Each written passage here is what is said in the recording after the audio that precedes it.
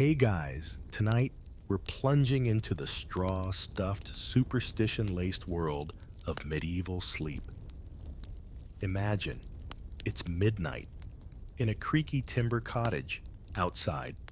A lone owl hoots, the hearth fire crackles down to embers, and you're tucked under a coarse woolen blanket beside three other people, and possibly a chicken. Now, picture yourself waking up around 1:00 a.m. Not because something's wrong, but because it's completely normal. You probably won't survive this. So, before you get comfortable, take a moment to like the video and subscribe, but only if you genuinely enjoy what I do here. And I'd love to know, where are you watching from? And what time is it in your corner of the world? Now, dim the lights, maybe turn on a fan for that soft background hum, and let's ease into tonight's journey together. In the Middle Ages, sleep was often broken into two distinct phases: first sleep and second sleep. Between them came a period of quiet wakefulness that lasted about an hour or two. You'd wake up naturally sometime after midnight, and this was when people wrote letters, prayed, visited neighbors, or, you guessed it, engaged in some, shall we say, private recreation. Historians still argue whether this pattern was a biological norm disrupted by modern lighting, or just a cultural oddity shaped by pre-industrial life. Imagine yourself nestled on a straw mattress, the itch of hay scratching through the linen sheets. You roll over in the darkness, and rather than trying to fall back asleep immediately, you light a tallow candle and reach for a bit of bread saved from dinner. Some might even step outside to check on animals or listen to the wind. This time wasn't wasted. It was purposeful, if oddly drowsy. References to this watching hour crop up in medical manual sermons, even court records. One 15th century account mentions a man who planned a burglary during his intersleep window, reasoning no one would expect activity at 2 a.m., except everyone was awake then. Surprise! The idea of two sleeps wasn't even limited to Europe. There are hints in Chinese Islamic and even indigenous American traditions that point to similar patterns. But in medieval Europe, especially, this habit was so ingrained that people didn't consider it strange. It was just how nights worked. And this segmented pattern fit nicely with medieval spirituality.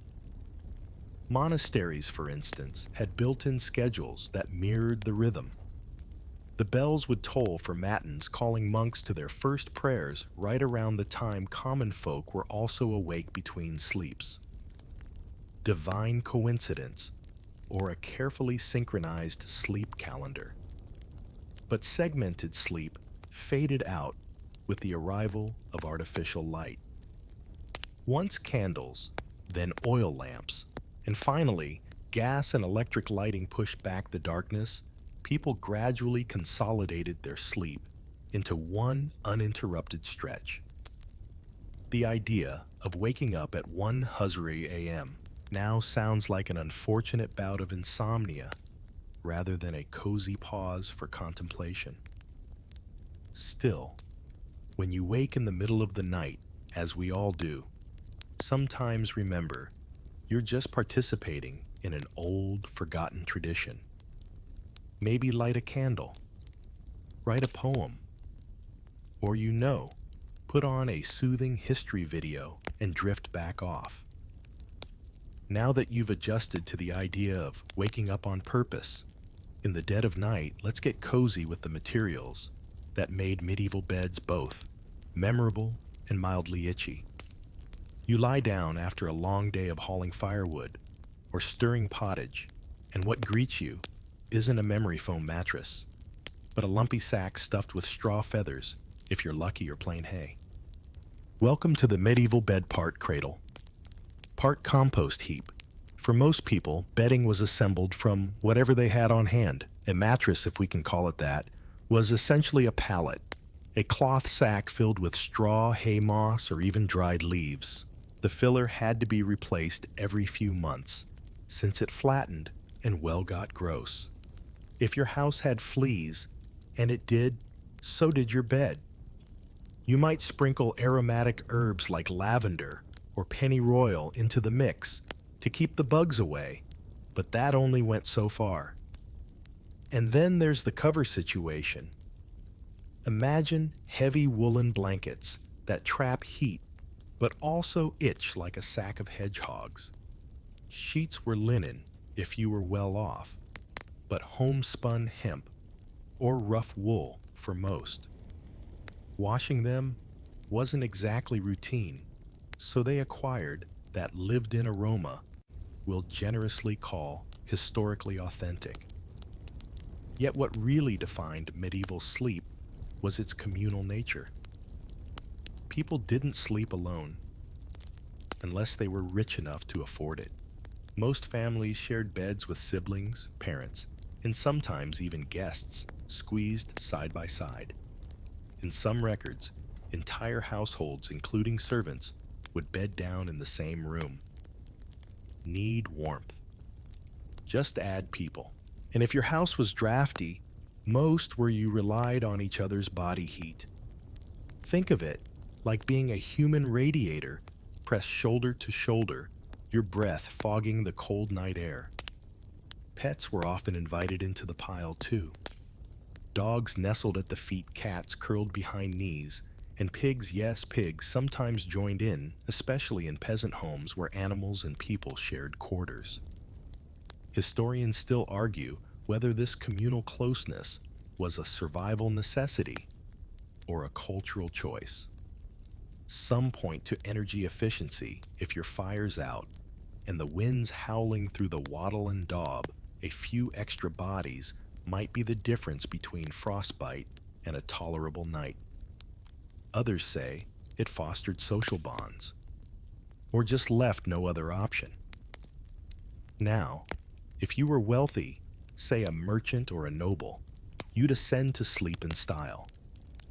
Your bed would be a status symbol, large raised and decked out with furs, embroidered linens, and sometimes a canopy to trap warmth and block drafts. Beds were valuable enough to be passed down in wills. One 14th century lady's inventory lists: 1 feather bed, 2 pair linen sheets, 1 coverlet of blue, 1 fur of foxes, and 1 canopy with golden fringe. Imagine layering into that after a feast drunk on mead, feet aching and still sleeping in the same room as your maid. Some castles even had bed hangings, curtains to draw around the bed like a small tent. This gave a sense of privacy, blocked out lice-bearing drafts, and helped muffle the noises of a very non-silent household. And let's not forget the aromas. With no indoor plumbing and chamber pots under the bed, sleep came with its own bouquet. A fire in the hearth helped, but smoke often lingered low, especially in homes without chimneys. You'd go to bed warm and lightly smoked, but amid all this sleep was still cherished. A moment of rest, of safety, of shared warmth. And while we might cringe at the idea of lice-ridden straw and sharing a blanket with your cousin and a goat to them, it was just another night. You're finally settling into the prickly comfort of your shared straw mattress, only to notice something strange. That person over there, they're not lying down, they're sleeping, upright, and not because they're sick or guarding treasure. Nope. Some medieval folks chose to doze off like human gargoyles propped up at an angle, half sitting, half slumping into the void of dreamland. Why the medieval world was filled with beliefs, some logical, others. Let's call them creative. Sleeping upright had medical and spiritual reasons behind it, at least in theory. For one, it was thought to aid digestion. After all, when you're stuffed with stewed turnips and beer lying flat, might just invite reflux and a night of unsettling visions. Doctors of the time, mostly following the teachings of Galen and Hippocrates, warned against letting humors settle too deeply into the chest or brain. Lying flat could allow vapors to rise, bringing on melancholia, or worse. Upright sleeping, by contrast, kept those wayward fluids in check. Or so the thinking went. Historians still argue whether this was widely believed or simply a habit among the elite and chronically ill. Now, for the average peasant, sleeping upright wasn't always a choice. It could be a side effect of poor living conditions. Picture falling asleep in a corner by the hearth, propped against a wall or a barrel, because there simply wasn't space to lie down. Even in inns where multiple strangers might share a single bed, sleeping half-seated was common, just to avoid flopping over your neighbor. But where this practice really took root was among the religiously inclined and the terminally wealthy. Nobles sometimes had elaborate bolsters or bed thrones, yes, thrones where they reclined in grandeur. The idea of dying while lying flat was considered risky, spiritually speaking. Upright sleep allowed for quick confession should death arrive unexpectedly in the night. Convenient rite monks, especially those in stricter orders, sometimes slept sitting upright in their robes on wooden benches or even in their choir stalls. Sleep was a necessary evil. Too much of it was considered slothful. And while some historians believe they may have sneaked in horizontal naps when the abbot wasn't looking, the practice of watching in wakeful prayer often meant deliberate upright rest. Even pilgrims, resting by roadside shrines, were known to nap in seated positions. It was considered more devout, or at least more defensible than sprawling out like a heretic. Think of it as the spiritual version of falling asleep in a yoga pose. Of course, not everyone agreed with this. One 13th century friar railed against upright sleepers, saying it encouraged vanity and pride. Others mocked the practice in bawdy poems, comparing it to dozing drunks too lazy to fall over. There were even strange sleep contraptions. In some wealthier homes, you might find a bed with a slanted headboard designed to support a semi-seated pose. Add in a bolster or three, and you're practically sleeping like a medieval influencer, draped in brocade, half-sitting hair, elaborately plaited, just in case visitors drop by mid-slumber. And yet, for all the lofty reasons, sometimes it came down to fashion, literally. Nobles, and women especially, might sleep partially upright to preserve elaborate hairstyles or protect fragile headgear. Imagine drifting off with a padded wimple and thinking, better stay vertical, or I'll need 3 hours of combing in the morning. Modern studies have even shown that sleeping at an angle can reduce snoring and improve breathing in certain cases. So maybe, just maybe, medieval sleepers knew something we don't. So tonight, as you sink into your very horizontal mattress, spare a thought for those who chose to snooze like sentinels, upright, against the shadows of the night, half prepared for both heaven and heartburn. By now, you're probably adjusting to the idea of strange sleeping positions and bedfellows. But imagine this, the very place where you sleep at night might also be where you or someone else meets their final slumber. Welcome to the cozy, uncomfortable overlap between the medieval bed and the deathbed. In the Middle Ages, the bed was more than just a place to rest. It was often the centerpiece of life's most private moments: birth, illness, and yes, death. When people neared the end of their lives, it was customary to gather on their bed, surrounded by family clergy and whoever happened to be nearby and curious. There wasn't much separation between life and death in those days, especially when you only had one bed. Most homes had one primary sleeping spot, often shared, and when someone fell seriously ill, they didn't move to a sterile hospital. They stayed right there, under the same blankets, in the same straw mattress they'd slept on for years. As the person's breath slowed, and the room filled with murmured prayers and whispered regrets, the bed shifted from a sleep zone to a sacred threshold, and when they died, that same bed might be used again that night. Not out of callousness, just necessity. Beds were valuable, often passed down in wills. Historians still argue whether people were disturbed by this or whether it felt natural, even comforting. After all, every mattress told a story. Some wealthier households had designated deathbeds, extra furnishings pulled out when someone neared their end. These were often simpler, easier to clean, and conveniently portable. In monasteries and hospices, such beds might be wheeled into a chamber and surrounded by candles and chanting monks. But in peasant homes, you died where you lay, possibly beneath your sister and next to your cousin's toddler. There are records of beds being dismantled and their parts given away after a death. The linen sheets might be boiled, the straw burned, and the bed frame scrubbed, or not.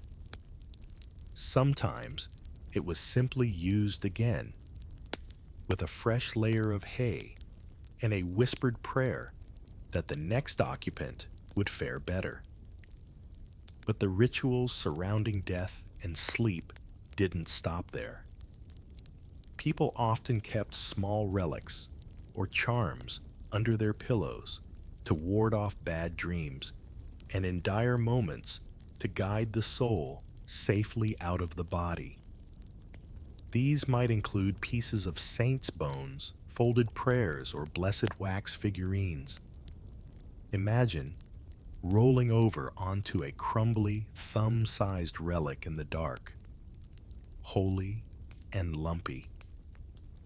Beds themselves were loaded with symbolism. Medieval iconography often showed the dying laid out with their feet pointing east toward the rising sun and symbolic resurrection.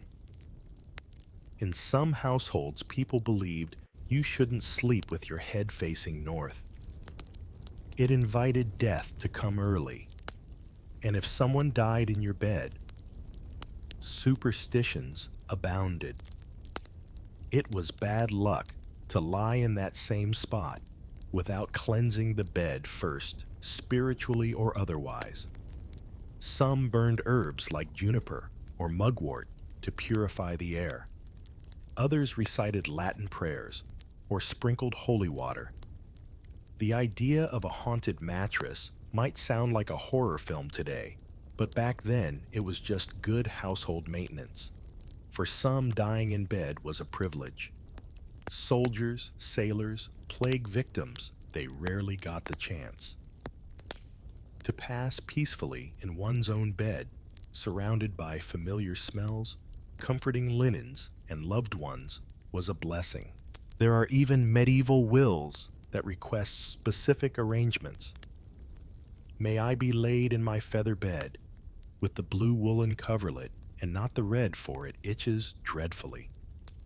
Death may be eternal, but comfort is still negotiable. So, as you tuck yourself in tonight, remember your bed is more than just furniture. For centuries, it was a cradle of dreams, a site of sorrow, and sometimes the final scene of life's long play. Sweet dreams, and stay horizontal. You've survived communal straw beds and upright slumber. Now let's dim the torchlight and tiptoe into the quiet candlelit halls of medieval monasteries where sleep wasn't just regulated, it was practically a spiritual algorithm.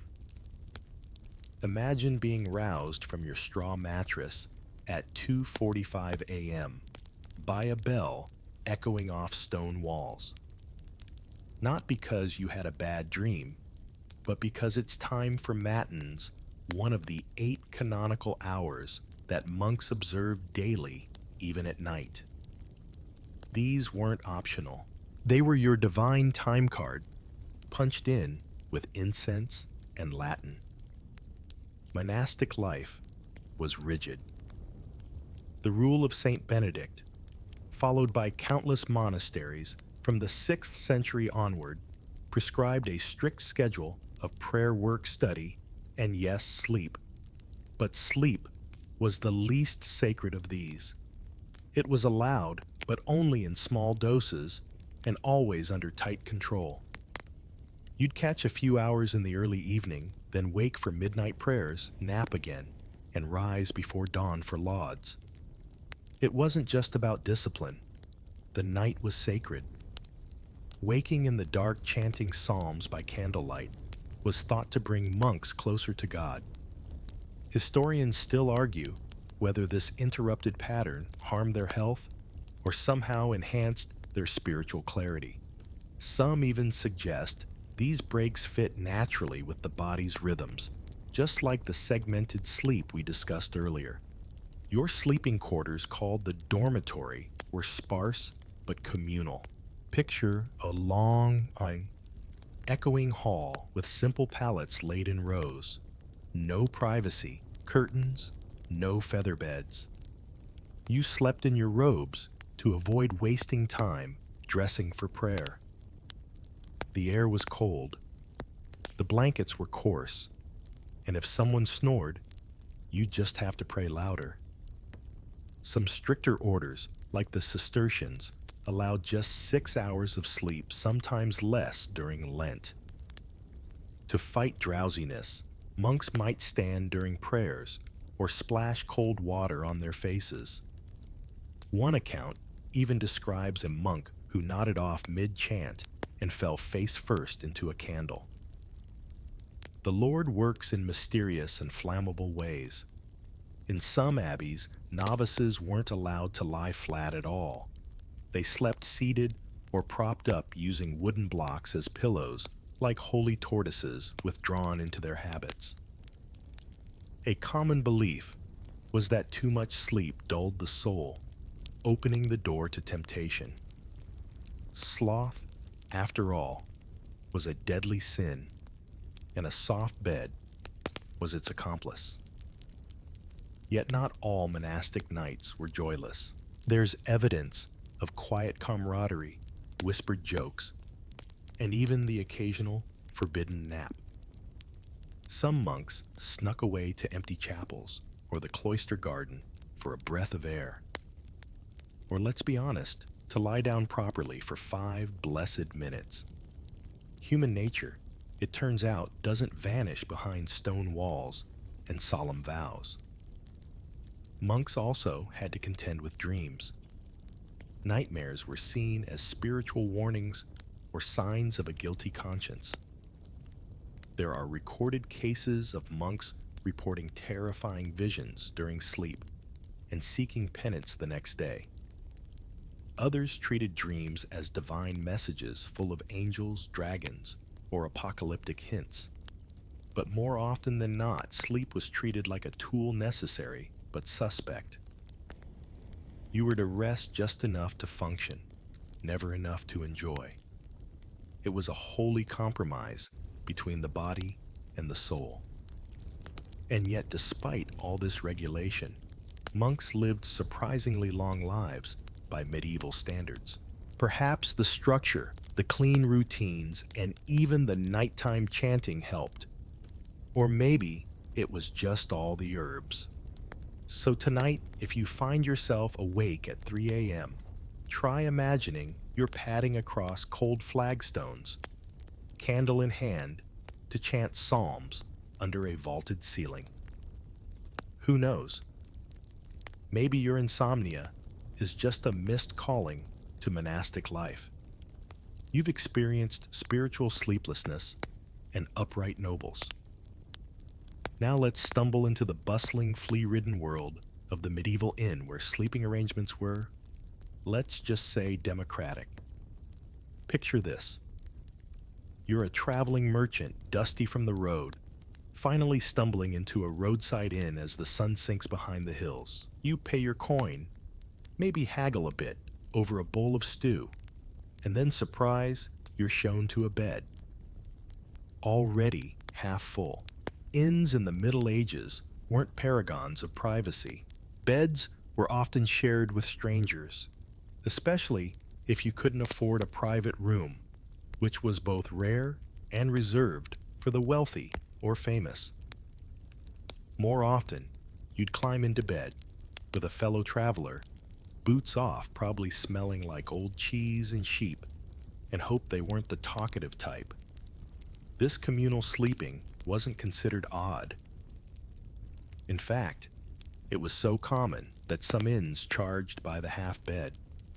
It's a little like splitting an Uber, except instead of a car ride, you're splitting lice.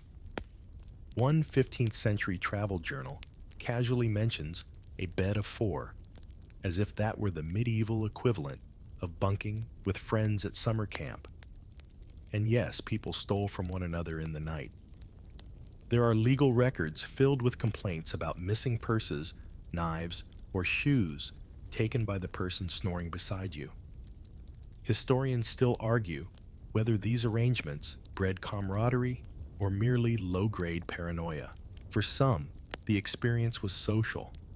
News was exchanged, jokes were told, and lonely roads felt less grim when you had a snoring buddy by your side. For others, it was just a means to survive until morning. In addition to humans, inns also hosted bugs, many bugs. Fleas, bed bugs, and lice flourished in the warm, unwashed straw mattresses. To combat them, travelers might carry their own linens or sprinkle wormwood in their clothes. Some swore by sleeping fully clothed and wrapping themselves tightly in cloaks. Others just scratched. Beds were rarely cleaned between guests. At best, the straw might be fluffed. At worst, you'd be sleeping on layers of historical DNA from the last dozen occupants. One travel account jokingly describes more creatures in the bedding than in the stables. Even the act of finding a bed wasn't guaranteed.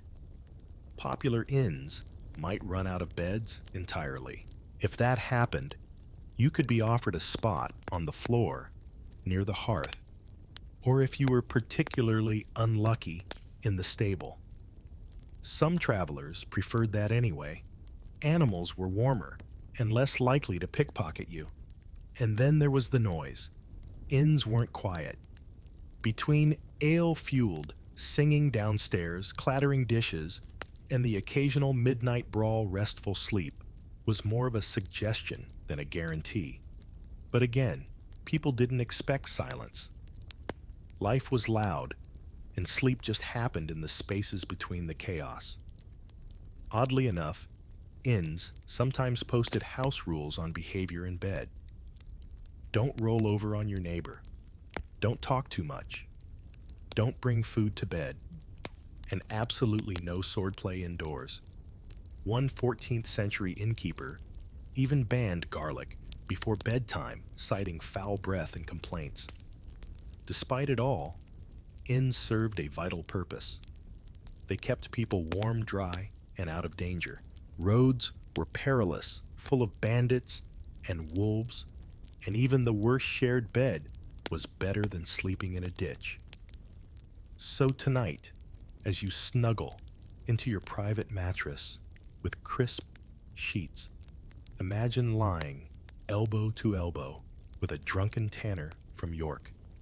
a gossiping weaver from Flanders, and a suspiciously silent monk from nowhere in particular.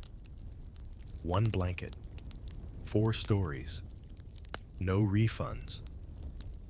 Let's leave behind the chatter of inns and peek into something quieter, though no less itchy. We're headed to the countryside now, to the world of peasants and their peculiar sleep spots, where haylofts doubled as bedrooms and field naps were an art form. You wake up not to a bell, but to the soft grunt of a pig and the muted light filtering through a thatched roof. You're lying in a hayloft, above the barn, wrapped in a worn cloak, the sweet sour smell of straw mingling with the earthy scent of livestock below. Congratulations, you're a medieval farmhand, and this is your bedroom. Most peasants didn't have a formal bedroom. Their homes were one-room structures, shared by families and animals alike. So sleeping often happened wherever space allowed, next to the hearth in the corner by the door, or in barns where hay provided a makeshift mattress and insulation from cold ground. Haylofts were especially prized. Elevated a bit warmer, and if you ignored the mice, kind of peaceful. The day didn't necessarily end at sundown. Farm life ran on light and labor, and sleep came in installments.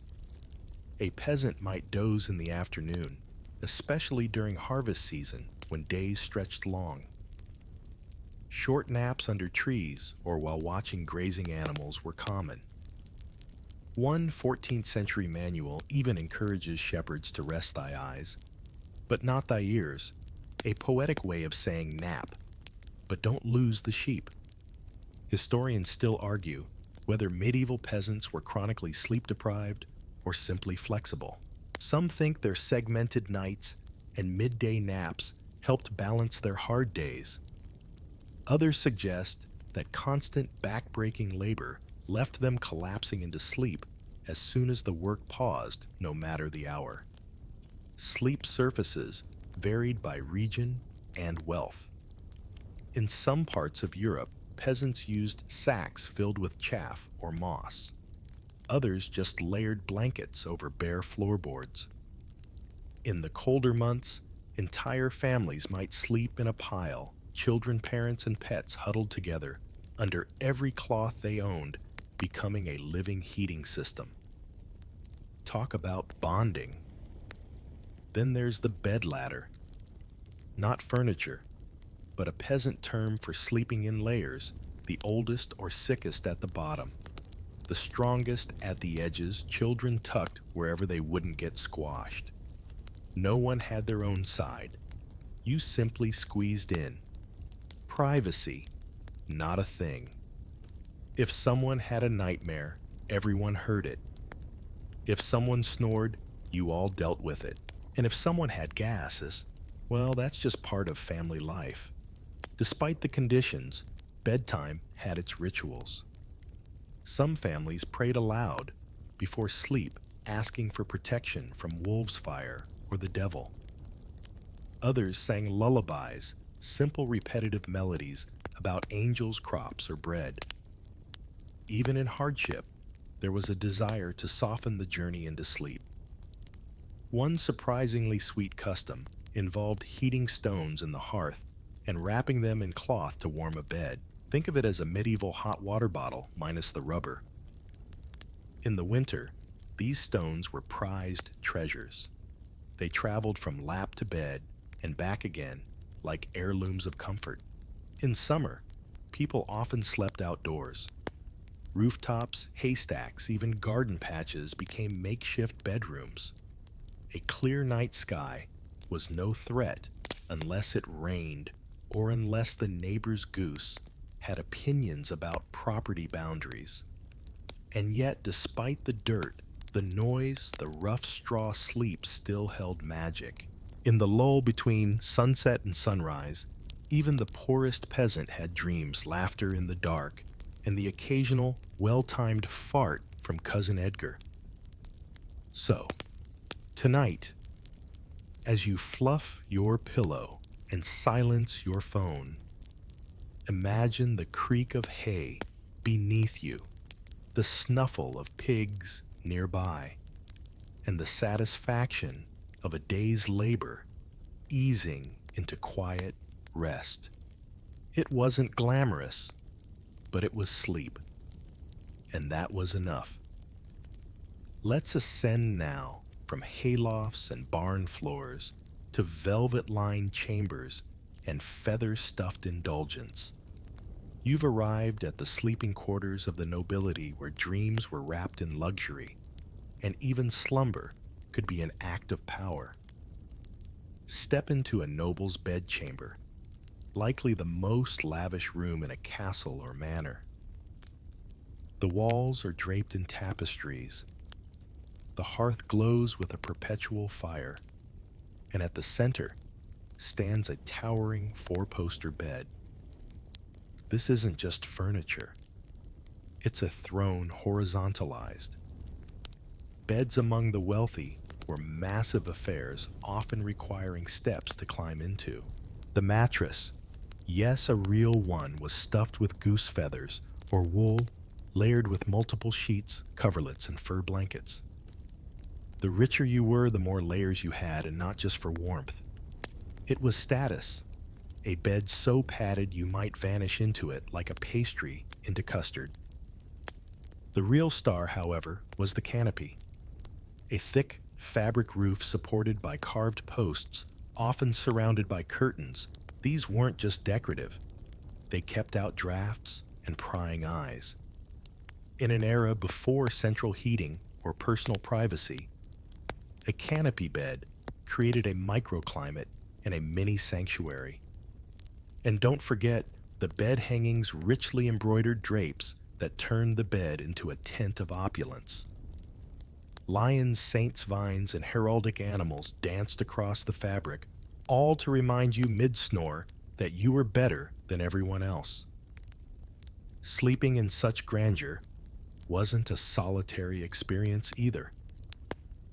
A noble's bedroom was a public space, in a weird medieval kind of way. Servants might sleep in the same room, or even the same bed, especially if the lord or lady feared assassination or nightmares. Yes, sometimes you paid someone to lie there and make sure your dreams didn't kill you. Historians still argue whether noble beds were truly comfortable or simply imposing. Contemporary accounts suggest they were both a blend of indulgence and intimidation. A visitor might be offered a bed so plush it felt like sinking into dough, but they'd also be watched while doing so. Medieval hospitality had boundaries, sort of. Personal touches abounded. Some nobles perfumed their bedding with rosewater or cinnamon. Others stitched initials into their sheets or used monogrammed bolsters. Imagine rolling over in your sleep and being reminded subtly that you're someone important. But it wasn't all silk and snoring. There was drama too. Bedchambers were often political spaces. Marriages were consummated there in front of witnesses, no less. Treason was whispered beneath velvet covers. Some nobles died in bed surrounded by scheming heirs and worried clerics, their final breath perfumed with beeswax candles. Royalty took this to extremes. Louis XI of France allegedly traveled with his own bed and bedroom furnishings, over 100 pieces, so that even while away from home, he could recreate his sleep sanctuary. Queen Elizabeth had beds so elaborate they required servants just to make them. Sleep wasn't just rest, it was ritual performance and propaganda. The bedding itself tells a story. Inventories from noble estates list counterpanes of crimson damask blankets of lamb's wool edged with gold lace and pillows embroidered with hawks and thistles. These weren't just for comfort. They were declarations of taste power and possibly questionable bird-themed aesthetics. And yet, even with all the grandeur, noble sleep had its troubles. Bedbugs didn't care about gold thread. Castles were cold. And with no modern insulation, even the finest bed couldn't stop the howling wind from slipping through the stonework. That's why so many nobles slept with nightcaps both for warmth and to protect their hairstyles. Tonight, as you settle into your probably non-gilded bed, take a moment to picture yourself beneath a velvet canopy, fur coverlets tucked to your chin, a servant on a stool, humming to keep you calm. Extravagant, certainly. But if sleep is a kingdom, then medieval nobles ruled it in style. So far, we've nestled into haylofts, rolled among velvet, and dodged fleas in roadside inns. But what if your dreams themselves turned on you? What if the comfort of sleep was haunted by demons, omens, and invisible night fiends? Welcome to the world of medieval night terrors and the bizarre remedies meant to fight them. It's a chill night in your timber-framed cottage. Outside, the wind moans. Inside, the hearth burns low. You're trying to drift off when suddenly you can't move. A crushing weight pins your chest. Your eyes won't open, and you swear something is sitting on you. Congratulations. You've just had a medieval sleep paralysis demon experience, and back then, people took it very seriously. They called it the mare or night hag and believed it was an evil spirit pressing down on the sleeper's chest. The word nightmare comes from this exact folklore. Not a bad dream, but a literal entity. Historians still argue whether these tales were attempts to explain sleep disorders or expressions of deeper social fears. Either way, the response was creative. To ward off such nocturnal assaults, people used charms, prayers, and talismans. A popular remedy involved hanging a sprig of St. John's wort over the bed. Others sewed tiny amulets, like wax figures or carved wood pieces, into their pillows. And yes, sleeping with a dagger under your mattress wasn't just for self-defense. It was to stab the demon, spiritually. One English folk remedy advised placing your shoes with toes pointing away from the bed. Another said to sleep with a bowl of cold water under your bed to absorb bad dreams. Did they work? Hard to say. But they gave people a sense of control, which might be all anyone needs when their nightmares wear hats. Clerics and physicians had their own theories. Some saw night terrors as punishment for sin, recommending confession and stricter prayer routines. Others blamed diet. A heavy meal of beans and cheese was considered a recipe for disturbed humors and thus disturbed sleep. One medieval doctor warned, avoid cabbage and deep thought before bed, lest the soul invite shadows. Music helped too. Some people believed in singing protective verses or lullabies as they lay down. Others recited portions of psalms. In households with chronic bad dreams, parents might place blessed objects at the four corners of the bed, turning it into a tiny fortress of faith. For the wealthy, the remedies were more extravagant. Nobles might commission protective tapestries featuring saints' dragons or suns to guard the bedchamber. Gold-threaded pillows sometimes had holy words stitched inside. And if all else failed, you could pay a local wise woman to bind the dream, which involved herb spit and a lot of whispered Latin. Of course, not all night terrors were blamed on spirits. Some people believed dreams were messages, sometimes from God, sometimes from demons. The line between vision and madness was razor thin. One 13th century monk claimed to see a flaming lion every time he closed his eyes. His abbot prescribed fasting and less cheese. There were even reports of dream sickness, a vague but unsettling state where people became weak or paranoid after nightmares. Cures included warm milk bloodletting, or just moving your bed to a different wall. Apparently, evil liked certain corners.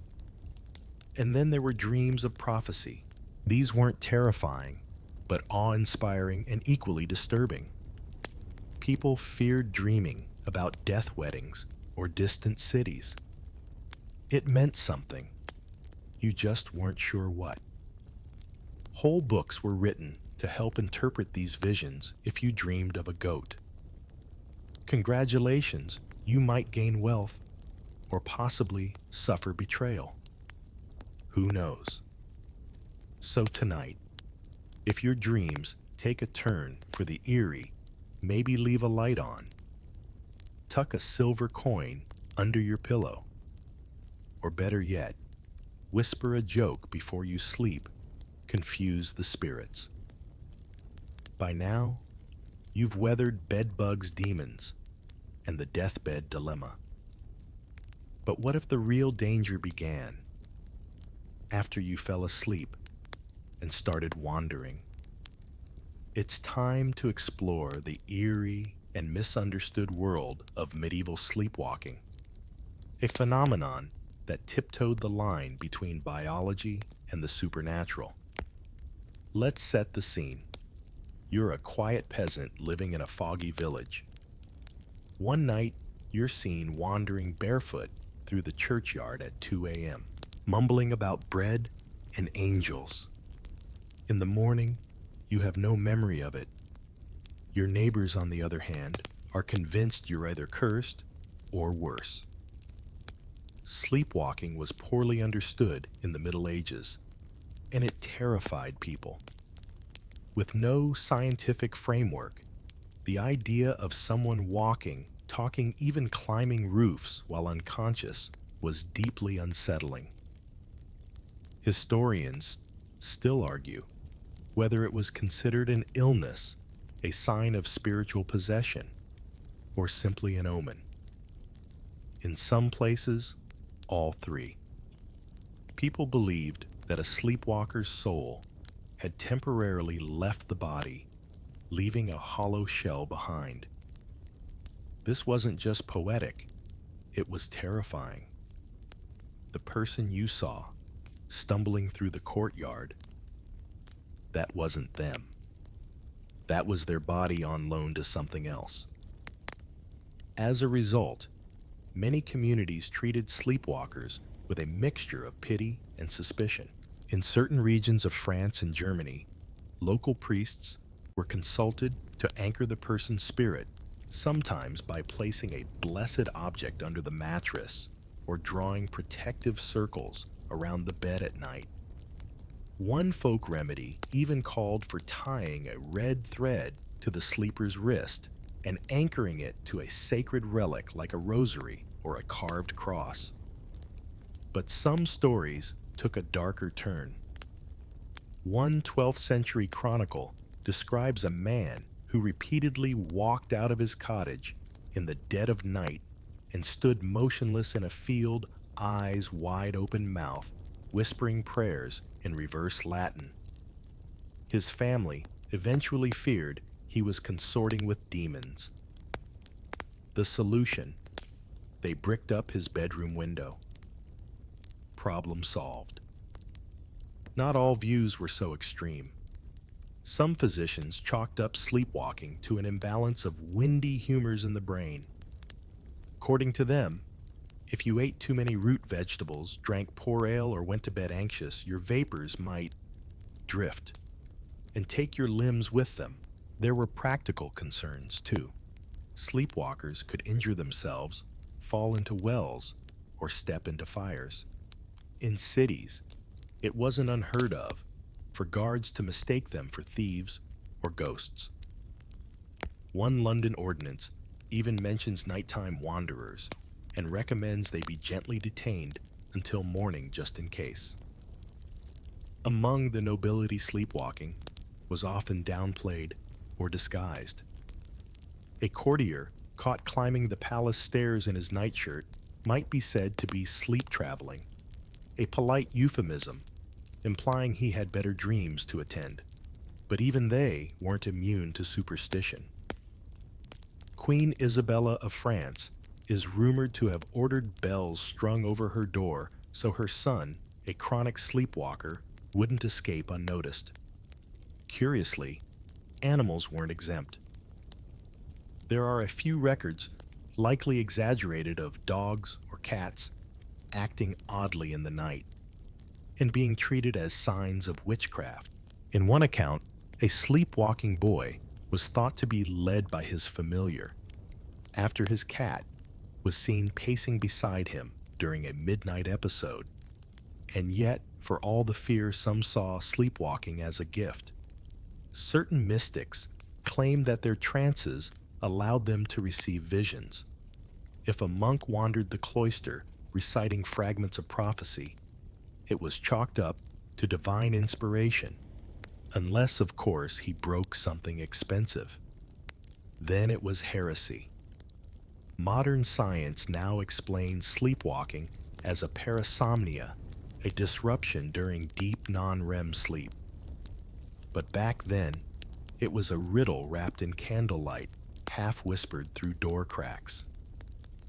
So tonight, if you find yourself wandering to the fridge at 2 a.m., just remember, at least you won't be accused of demon travel. Probably. You've slept among strangers, dodged dream demons, and maybe even wandered a bit yourself. But now it's time to meet your most loyal snoring bedmates animals. Because, in the Middle Ages, the family bed wasn't complete without a pig or two. Let's start with the basics. Medieval homes, especially those of peasants, often doubled as barns. It wasn't that people loved the smell of goats, it was pure practicality. Livestock was valuable, vulnerable, and loud if something went wrong. Keeping them indoors meant warmth, security, and a chorus of bleats to lull you to sleep. Imagine lying in a corner of a thatched cottage, covered in a rough wool blanket, your feet curled up around a warm, flatulent piglet. Chickens rustle in the rafters above you. A dog's tail thumps in its sleep, and somewhere near your head, a cat hisses in a dream. Welcome to bedtime on the farm. Animals weren't just tolerated, they were welcomed. Dogs slept by the fire, curled into the ashes for heat. Cats nested on blankets, often choosing the warmest, least accessible spot. Pigs, though, were the MVPs of medieval co-sleeping. They gave off serious heat, didn't mind cuddling, and could be counted on to root you awake at dawn with a cold snout to the ribs. Historians still argue whether this closeness was universally accepted or just a rural necessity. Some urban records suggest attempts to keep animals out of living spaces, but in villages and countryside homes it was simply life. If you had a roof and a pig, you had a bedmate. Even nobles sometimes kept animal companions close. Hunting dogs often slept in chambers with their masters. There are records of lapdogs with their own little cushions near the foot of noble beds. Queen Eleanor of Aquitaine reportedly slept with a spaniel that had its own embroidered blanket, likely cleaner than most medieval humans. But this wasn't just about warmth. Animals were thought to offer protection spiritually and physically. Dogs barked at intruders, yes, but they were also believed to guard against evil spirits. Cats, with their nocturnal habits and wide-eyed stares, were often seen as both good luck and potential witches. Sleeping with one might earn you a reputation, positive or otherwise. There's a particularly strange belief from 13th century Bavaria that a goose under your bed could prevent nightmares. How? No one knows. Maybe it honked them away. Bedtime with animals came with, shall we say, challenges. You'd wake up to fur in your mouth, hooves on your feet, or an unexpected egg laid somewhere near your thigh. Fleas were rampant, and if you had one creature in your bed, you probably had 50 passengers hitching a ride. Still, the benefits outweighed the drawbacks. Warmth was no small luxury in a world without insulation. Animals served as early warning systems and made cold nights bearable. They were part of the family, quite literally in bed with you. And for children, animals were often a source of comfort. A sleeping child with a puppy or lamb curled next to them wasn't just cute, it was practical. Kids were more vulnerable to cold, and having a breathing hot water bottle helped. In literature and song, these bedfellows appear frequently. Shepherds with lambs, farmers with oxen, and even saints with their animal companions curled up beside them in visions. These weren't exaggerations, they were depictions of a life where sleep was shared with every creature under the same roof. So, tonight, if your dog sneaks up on the bed or your cat takes your pillow again, don't grumble.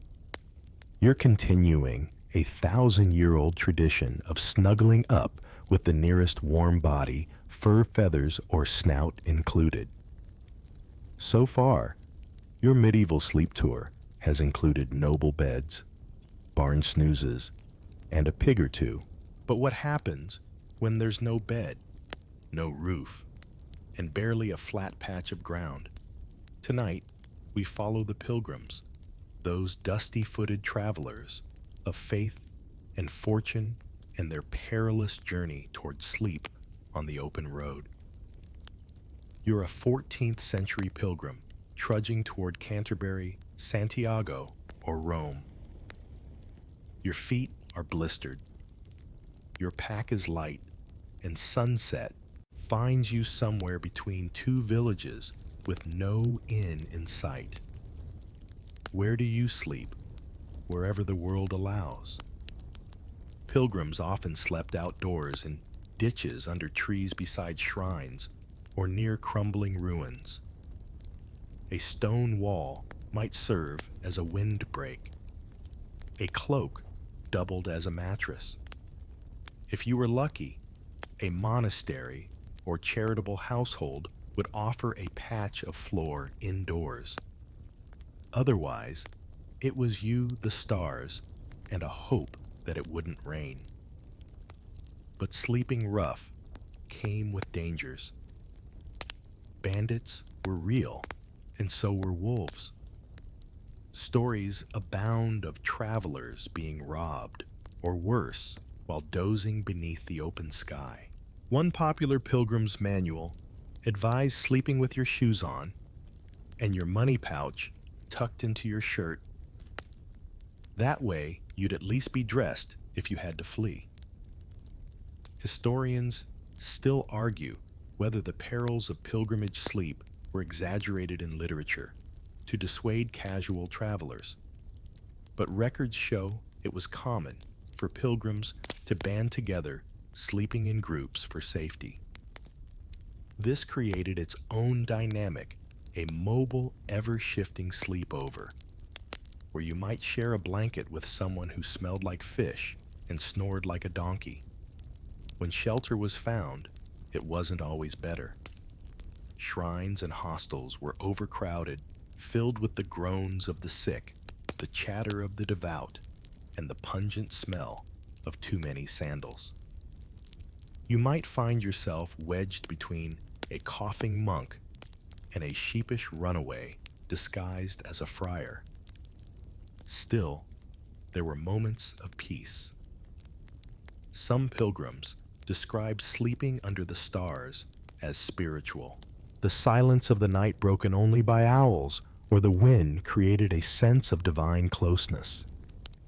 One 15th century traveler wrote, "I lay on the damp grass and saw the sky's great dome, and in that vision I felt nearer to God than in any stone church."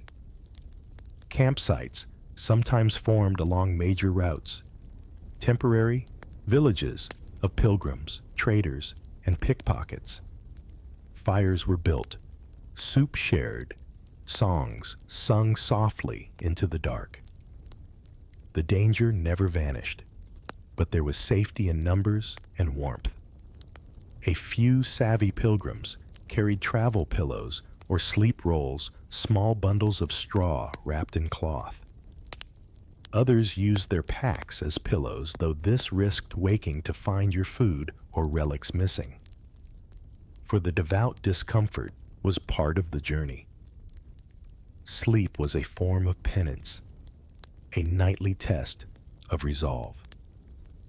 Superstition also followed these restless nights.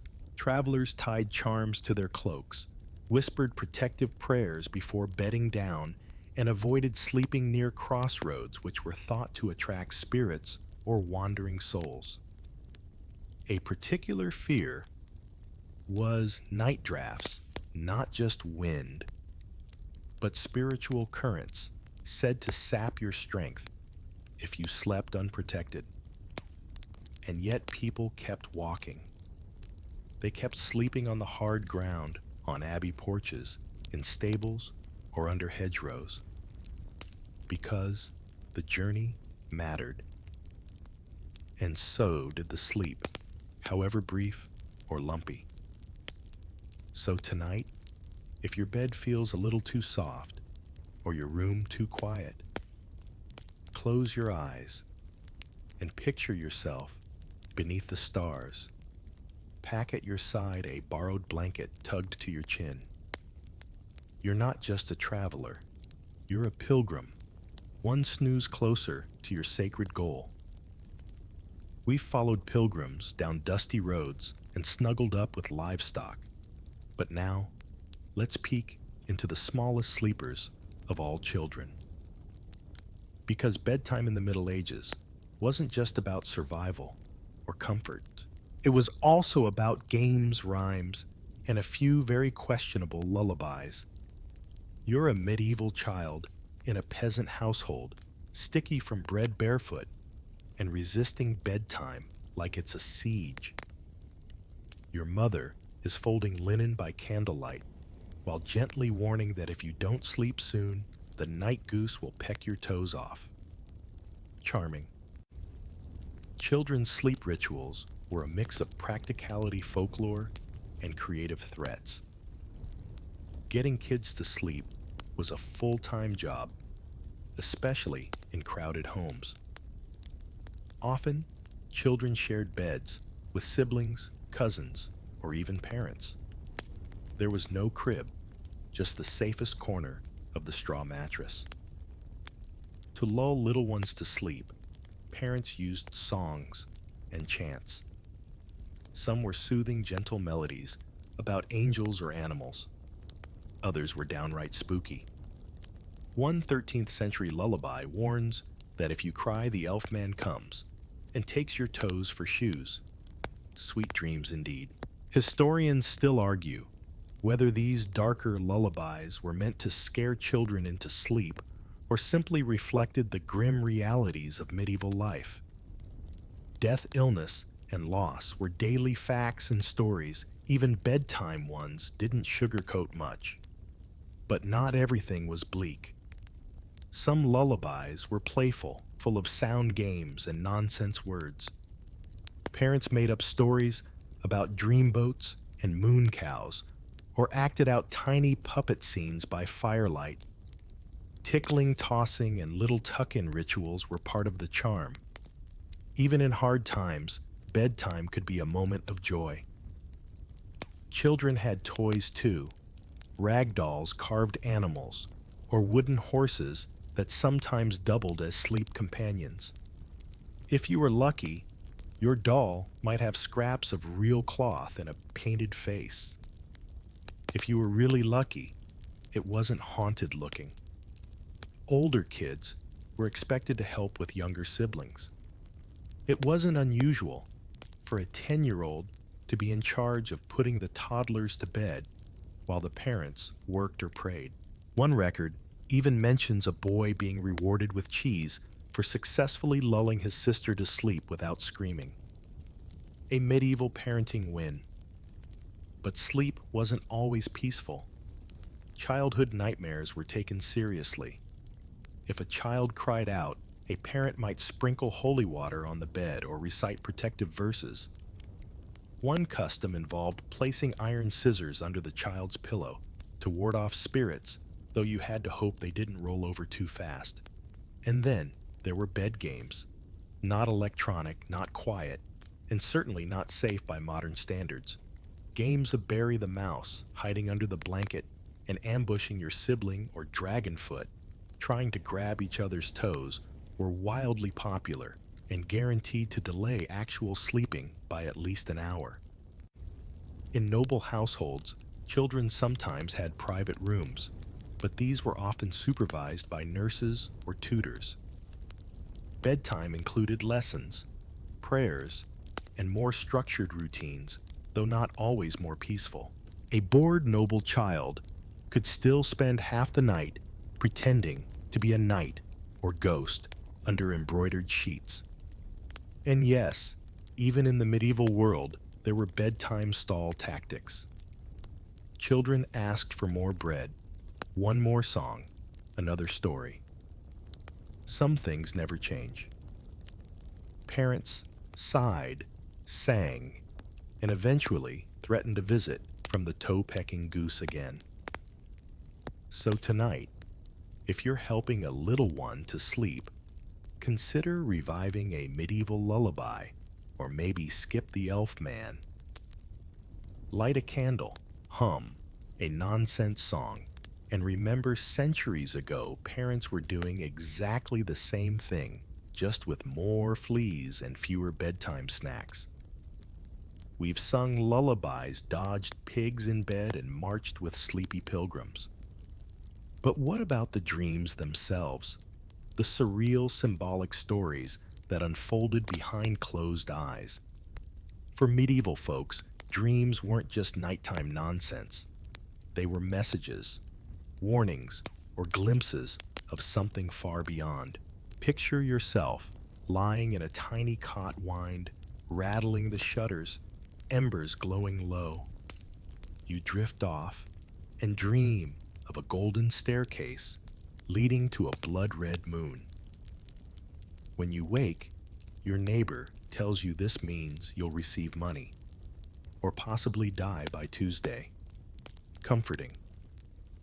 Medieval people believed dreams carried meaning, and not vague fortune.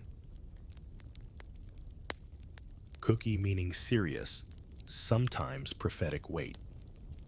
Entire books were devoted to dream interpretation. The Somniale Danielis, for instance, was a Latin guidebook that matched symbols to outcomes. Dream of a fish. You'll be betrayed. Dream of bees. Good luck. Dream of eating cheese. You might have eaten too much cheese. Historians still argue how widespread dream reading was. It clearly influenced monks, nobles, and educated folk, but references to dream omens appear in peasant folk tales too. A farmhand dreaming of fire might refuse to thresh wheat the next day, lest the barn burn down. A merchant might delay travel after dreaming of a broken wheel. Religious figures placed enormous emphasis on dreams. Saints often received visions during sleep, Mary appearing with messages, angels warning of plagues.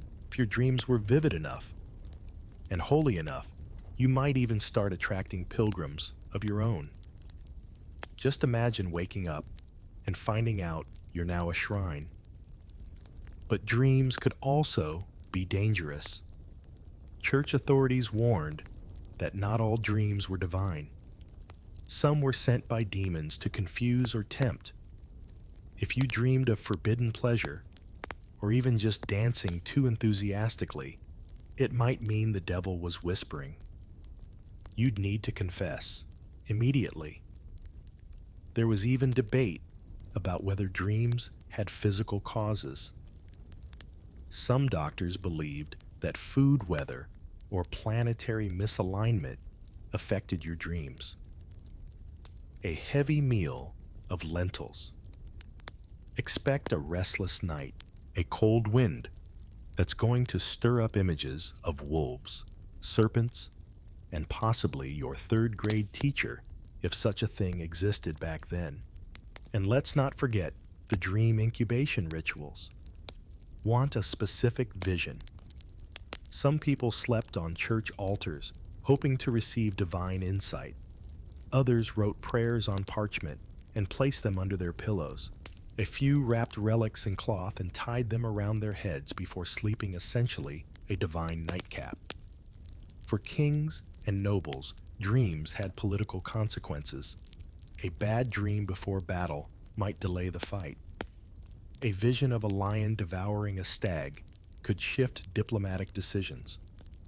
There are documented cases of entire royal councils convened to interpret a ruler's sleep symbols. It's like Freud meets Game of Thrones. In one famous tale, a 12th century noble dreamed of a crumbling tower. His advisors said it meant financial ruin. He laughed until his granary collapsed a week later. Coincidence, perhaps, but he started sleeping with a priest after that. Spiritually, we mean. Common folk had their own codes. Dream of your teeth falling out. Someone close to you will die. Dream of flying. A sign of pride. Dream of water. That's complicated. It could mean childbirth disease, or money depending on whether it was clean muddy or full of frogs. Some people kept dream books, sketching or recording their night visions in the margins of Bibles or prayer books. The drawings were often crude stick figures, fighting dragons, suns with faces, birds flying out of barrels, but they were serious business. The dream world mattered. So tonight, as your head hits the pillow and your thoughts begin to drift, remember, for centuries, people believed that your dreams weren't just idle nonsense. They were coded messages from God, the stars, or your spleen. Best to keep a notepad handy, just in case. We've dreamed of omens and wandered with goats. But now, it's time to lay down in the noisy, bustling backdrop of a medieval town, the setting where sleep was anything but silent. Despite the name of this section, Silent Night's not exactly. You're about to discover that darkness did little to hush the medieval world. You're curled in bed, if you're lucky enough to have one, with your head nestled into something vaguely soft and your feet dangerously close to your siblings. The fires burn down low, casting shadows on the wall, and just as you're slipping into sleep, clatter. The unmistakable sound of a horse-drawn cart bouncing over cobblestones. At midnight, medieval towns didn't sleep. Not really. The idea of a quiet night was largely a fantasy, especially in larger towns and cities. Noise drifted in from all directions.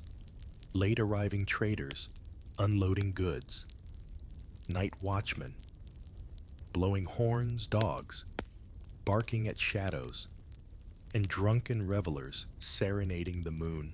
Historians still argue whether people simply slept through the chaos or adapted their routines around it. After all, in a world without noise insulation or double-glazed windows, your best defense against the midnight fishmonger was probably a thick wool blanket over your ears. And then there were the bells. Church bells marked the hours matins lauds prime. They tolled not only for time, but for fires announcements or bad weather warnings. If you lived near a large church or cathedral, you heard it constantly. Some towns even had a curfew bell, its sound marking the moment when fires had to be doused and doors bolted. Romantic, perhaps. Soothing. Not unless you enjoyed abrupt clanging. Night watchmen added their own soundtrack. Armed with staffs and lanterns, they patrolled the streets, shouting the hour and proclaiming all's well loudly. The intention was safety.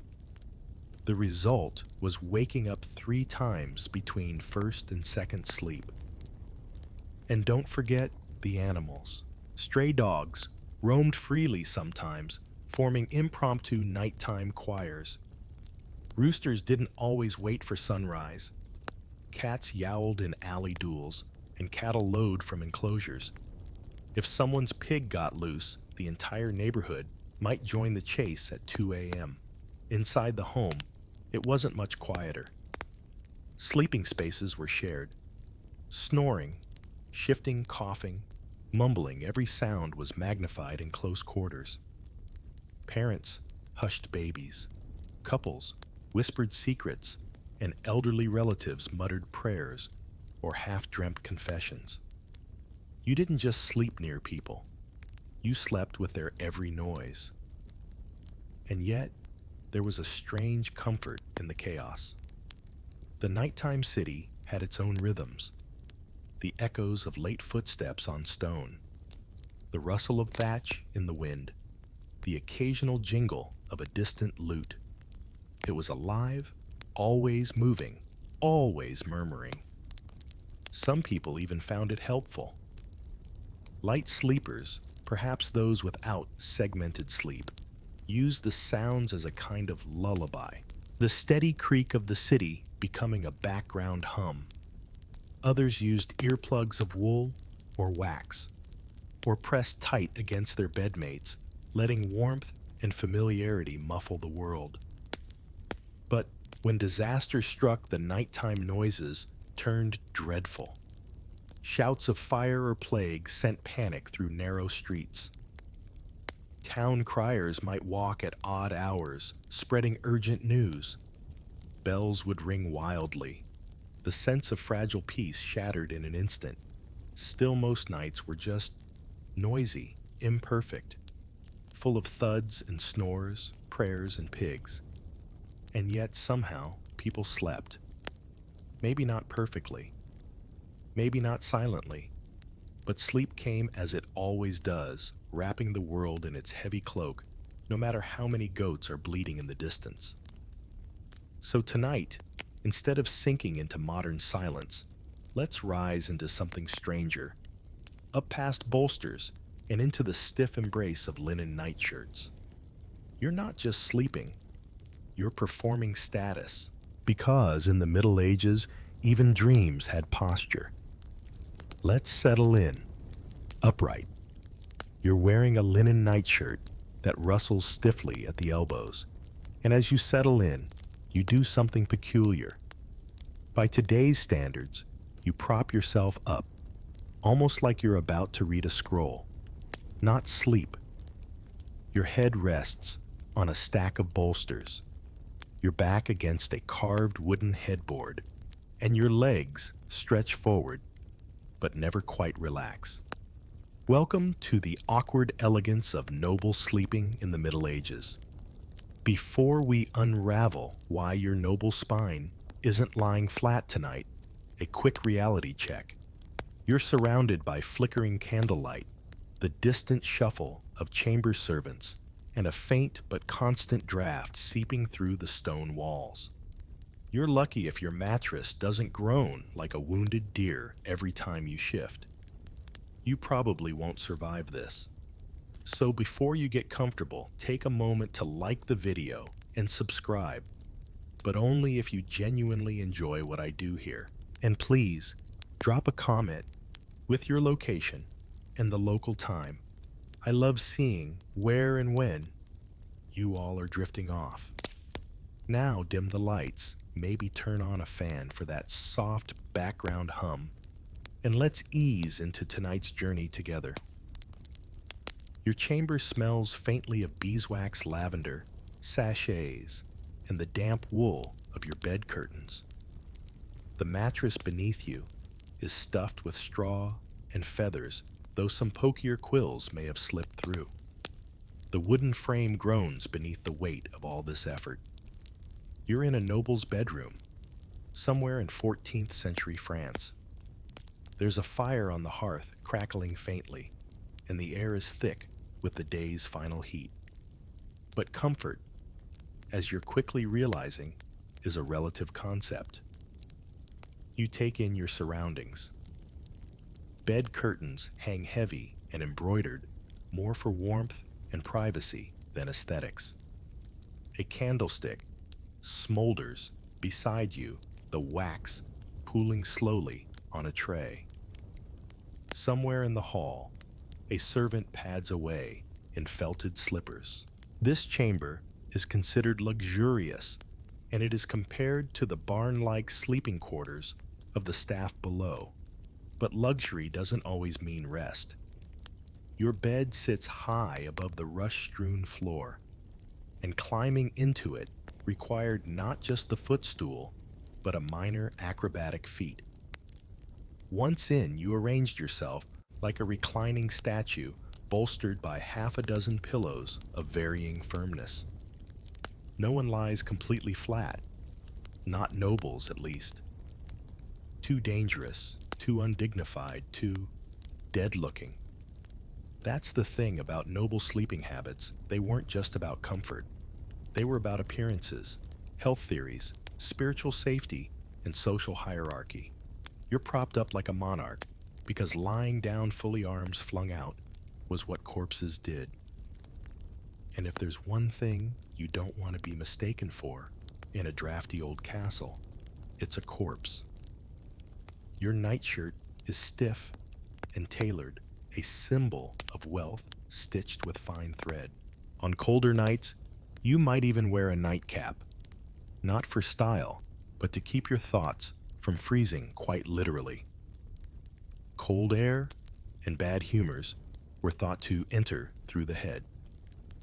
Better to keep the dome warm and the body upright. From your perch, you survey the chamber.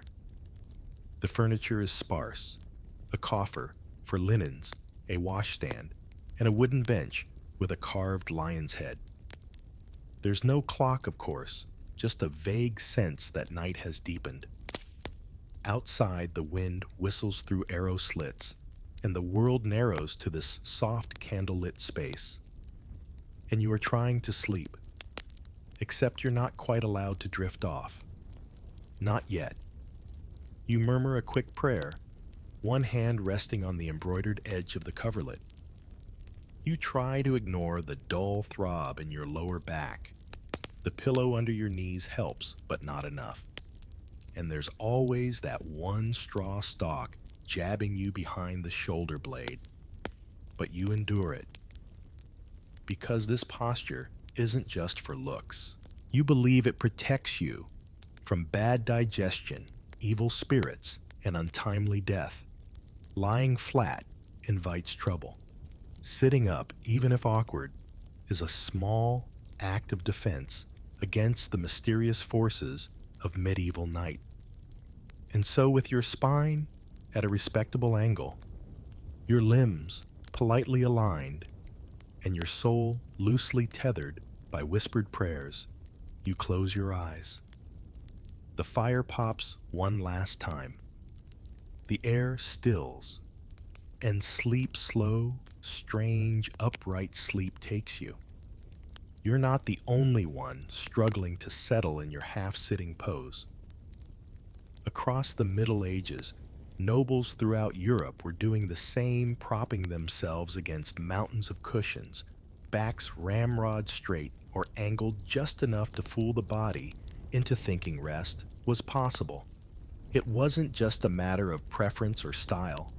It was medicine, According to the medical theories of the time, heavily influenced by Galenic thought and Islamic scholars like Avicenna, your body is a delicate soup of four humors: blood phlegm, black bile, and yellow bile. These fluids must remain in balance, or things get weird.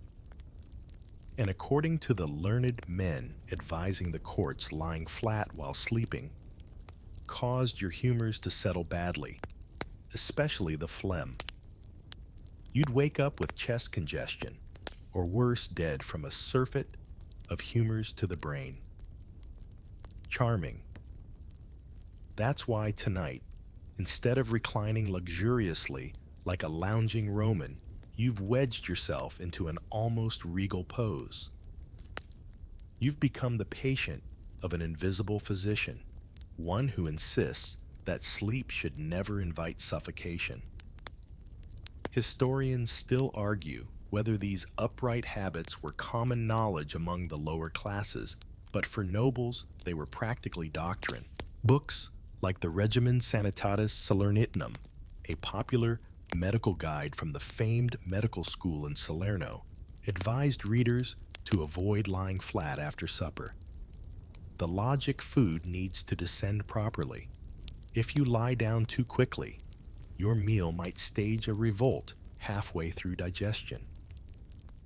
And nobles, oh how they feasted. Roasted meats, thick sauces, cups of wine, and no refrigeration in sight. A hearty dinner could sit like a cannonball in your gut. Sleeping upright helped, or so they believed, to let gravity do its work, while your body quietly untangled its humoral mess. But medicine wasn't the only factor. There was also a growing fear of night itself, of what entered the body when its defenses were down. The open mouth of a sleeping noble was a vulnerability, an invitation to mischief, illness, or worse.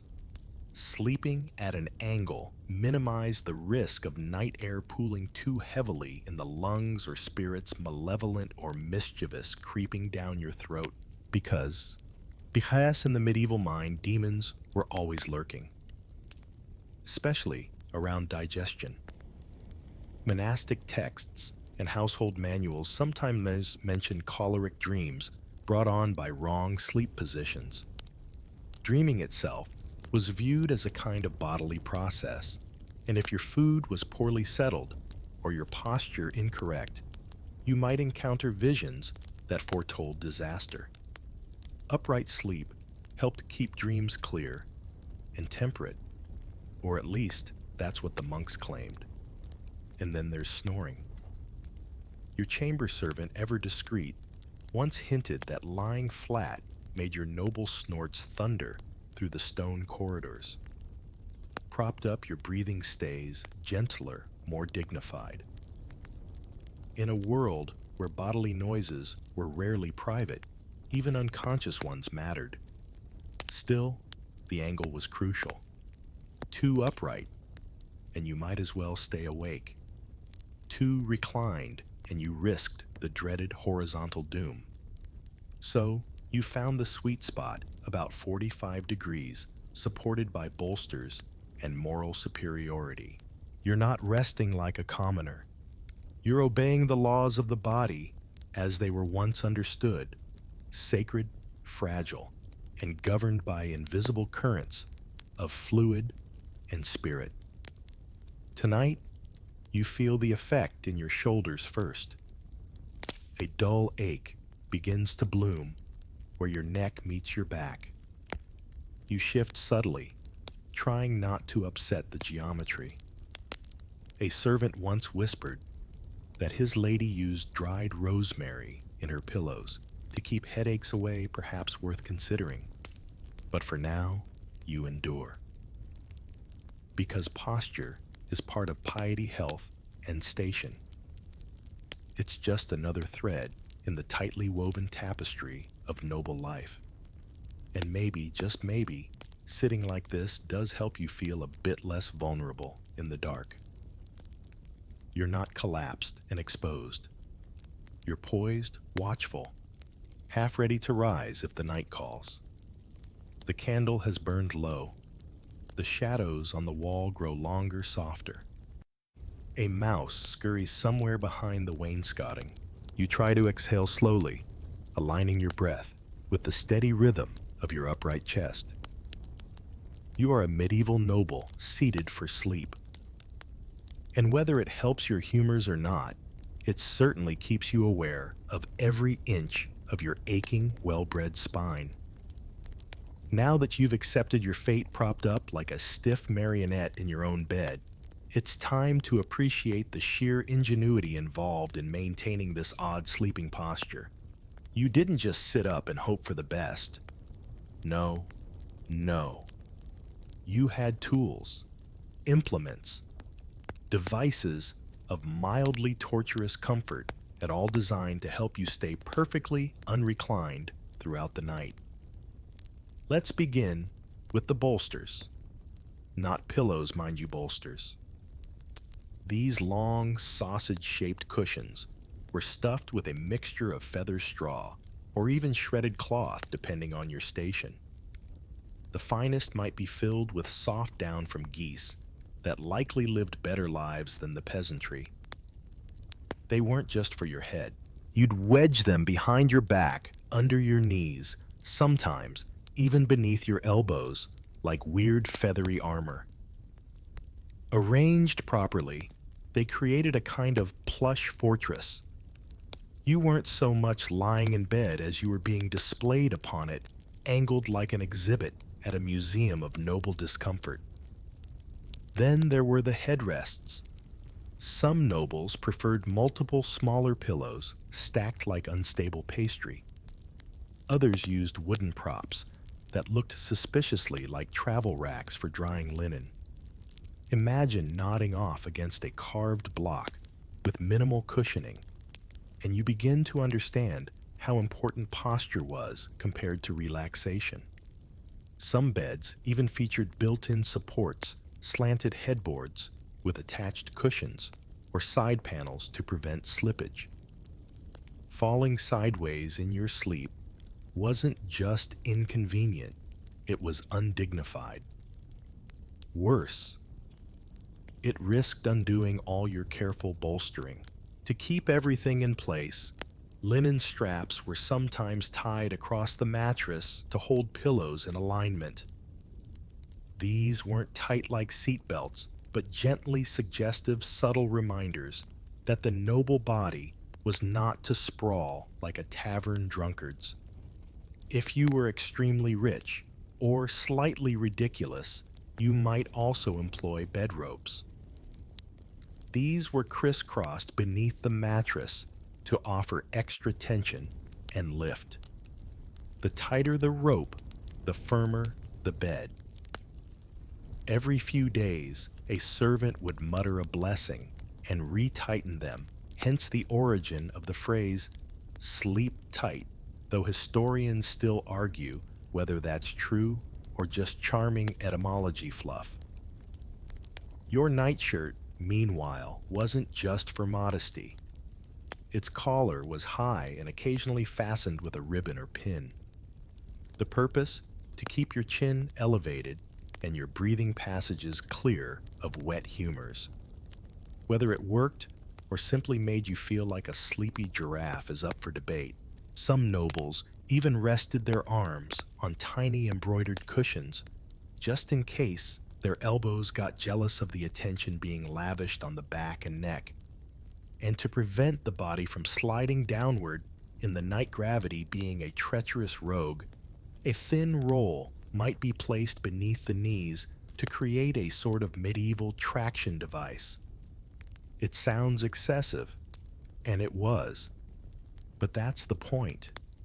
Every layer, every prop, every stitch of embroidered fabric served to reinforce your status, even in sleep. The more you had supporting you, the less likely you were to resemble the sleeping habits of, say, your stable boy, who snored in a pile of hay with a sack under his head, and zero concern for humors. But comfort, that was negotiable. As you now know firsthand, sleeping upright isn't exactly restful. Your muscles never fully release. There's always a twinge, a pinch, a vague sense that you're a guest in your own bed, which you are in a way. Your sleep isn't yours alone. It's a performance. Even if no one's watching, the props insist you behave as though they are. Tonight, as your head slides half an inch lower, you reach up and nudge the topmost bolster back into place. A little grumble escapes your lips. You shift again. This is the dance of noble bedtime, a quiet ballet of adjustment performed beneath a brocade canopy. And tomorrow, your servant will shake out the pillows, retighten the ropes, smooth the linen straps, and reset the bed for another round. Because no matter how awkward, this is how you sleep. With dignity, decorum, and just a touch of orthopedic chaos. You're finally drifting off, kind of, when your eyes flutter open, jolted by a thought as old as the castle walls. What if you die in your sleep? Or worse, what if something visits while you're dreaming? That's not a whimsical worry. For medieval nobles, the night was teeming with spiritual threats. Darkness wasn't just inconvenient, it was morally and medically dangerous, and the position in which you slept could tip the scales between waking up refreshed and waking up not at all. Sleeping flat on your back arms by your side resembled the pose of a corpse laid out for burial. That's not the bedtime aesthetic you're aiming for. Beyond the spooky resemblance, there was a deeper fear that lying so still, so exposed, could confuse your soul. Some believed it might slip too far from your body during dreams, mistaking death's pose for the real thing. You might never quite return. There were also the demons. Many nobles and clergy, too, believed that certain spirits prowled the night looking for weak, vulnerable hosts. Sleep, especially deep, unconscious sleep, left you wide open. The devil himself was said to prefer the quietest hours, slipping into bedchambers on silent drafts to whisper heresies into half-open ears. To sleep sitting up was to sleep alert, ready to fight temptation, or at least cough loudly enough to spook a succubus. Historians still argue whether such fears were common across the social classes or mainly propagated in elite circles where wealth gave one the time to worry creatively. But among nobles, sleep was routinely guarded by prayer posture and pepper. Yes, pepper. A common belief was that spicy or pungent herbs could deter evil spirits. Sprigs of rosemary were laid beneath pillows. Bags of dried lavender hung near the headboard. Some even smeared onion or garlic juice on bedposts, a stinky barrier against the invisible. Then came the digestive anxiety. Medieval medicine taught that what you ate and when affected your spiritual health. Heavy meals just before bed were seen as not just rude to the stomach, but risky for the soul. Undigested food, especially if you lay flat, was believed to ferment, dangerously releasing vapors that could rise into the brain. Bad digestion could cause bad dreams, which were seen as more than just weird stories. They were moral tests, omens, even subtle possession. You might dream of falling or drowning, or chasing some shadowy beast through endless stone corridors. When you woke, disoriented and damp with sweat, a monk might interpret it as a sign of pride or unresolved sin, or the wrong supper choice. Next time, maybe skip the roasted eel. So, posture became a defense strategy. Sitting up helped the stomach settle downward. It kept your brain clearer, your dreams milder, and your soul hopefully in place. Physicians warned that a flat body was an open gateway. A tilted torso, on the other hand, was guarded. And then there were ghosts. Plenty of noble households, especially those that had experienced violent inheritances, as so many did, whispered about restless spirits. Ancestors returned to beds they once ruled. Dead rivals loitered in wardrobes. The fear of nighttime visitors wasn't just about demons, it was about family. Family that no longer knocked. You glance around the chamber. The candle is out now, replaced by a faint glow from the hearth. Your curtains, once comforting, feel slightly too thick. Did you hear something? A creak. Just the mattress settling surely. Your hand rests on your chest. Fingers curled gently, not clenched. Like a fighter, but ready. Ready in the way of someone who's been warned. This is why you're upright. This is why your back aches and your legs tingle, and your dreams smell faintly of roast pork and dread. You're a noble. You can't afford the wrong kind of sleep. Not with the devil indigestion and dead cousins potentially in attendance. And if all else fails, you murmur another prayer. Something about peace, safety, and being allowed to wake in the morning. It's not guaranteed, not with your humors, not with your posture, not with your soul floating delicately inside a body so carefully arranged. You adjust your head slightly, just enough to relieve the pressure on one side of your neck. The straw rustles beneath the mattress. Outside, an owl hoots once soft, distant. You inhale slowly, exhale through parted lips, and remind yourself you are not dead. You are simply sleeping, like someone who very much hopes to stay alive.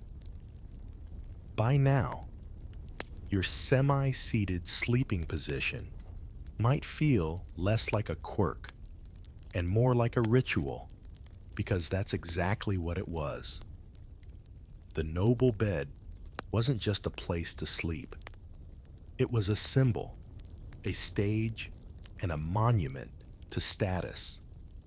Sleeping upright in a bed that resembled a royal pavilion wasn't just about comfort or fear. It was about performance. Take a look around your bed again. Notice the ornate carvings on the headboard, grotesques, flowers, coats of arms, all painstakingly chiseled by artisans. Your mattress is elevated high off the ground, not because nobles feared rats, though they did, but to signify distance from the filth of the earth.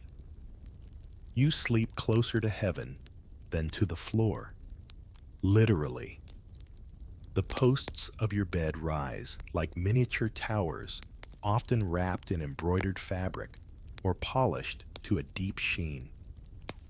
The canopy above is not just for warmth or privacy, it's a roof, a crown, a soft throne that declares, here lies someone important even in slumber. And so you don't lie flat. That would make you look ordinary, or worse, vulnerable. Instead, you angle yourself like a portrait subject, gazing into the distance of sleep with noble poise. This tradition wasn't confined to your chamber either.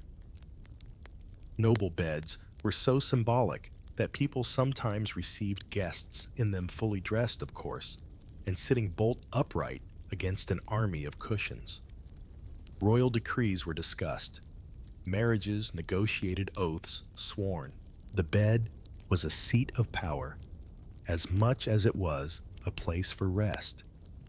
In some courts, it was customary for visitors to approach the bed and bow, even if the noble inside was halfway through a nap. Imagine dozing with one eye open, just in case someone came in to discuss a land grant or accuse your cousin of witchcraft. The upright posture helped with that too. You were never entirely off duty. Historians still debate how widespread these bed audiences were, and whether they were more ceremonial than practical. But one thing's clear: beds weren't private. They were semi-public expressions of rank. The higher and grander the bed, the more upright the posture, the more exalted the sleeper. Your bedding reflects this. Rich textiles, velvet brocade damask, layered not just for warmth, but for prestige. The sheets may be fine linen imported from Flanders. The quilt might be stuffed with swan's down. You're practically being hugged by commerce. Even the color scheme was deliberate. Royal blue and deep crimson for power. Gold embroidery for divine favor. White for purity, though admittedly impractical if you ever dared snack in bed. Which, let's be honest, you probably did. Those candied almonds aren't going to eat themselves. Your posture, supported by so many props and expectations, mirrors the rigidity of noble life. Even in sleep, you maintain decorum. Your body becomes a living display of wealth and restraint.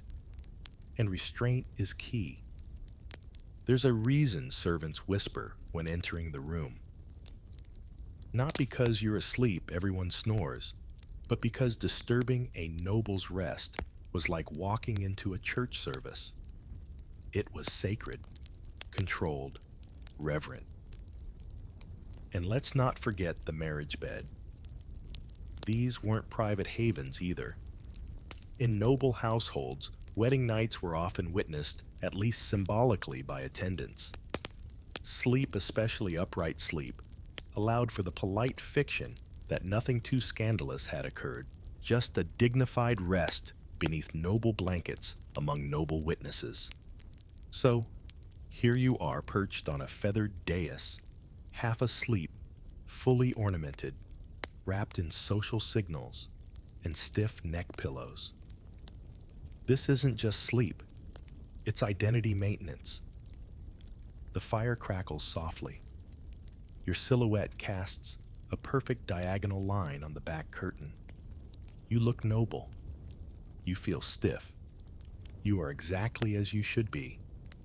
Tomorrow your servant will remake the bed with fresh linens. He'll tuck in the sides, fluff the bolsters, and reset the stage. Because tonight was not a break from noble life. It was simply a quieter chapter. It's late now, or early depending on your definition.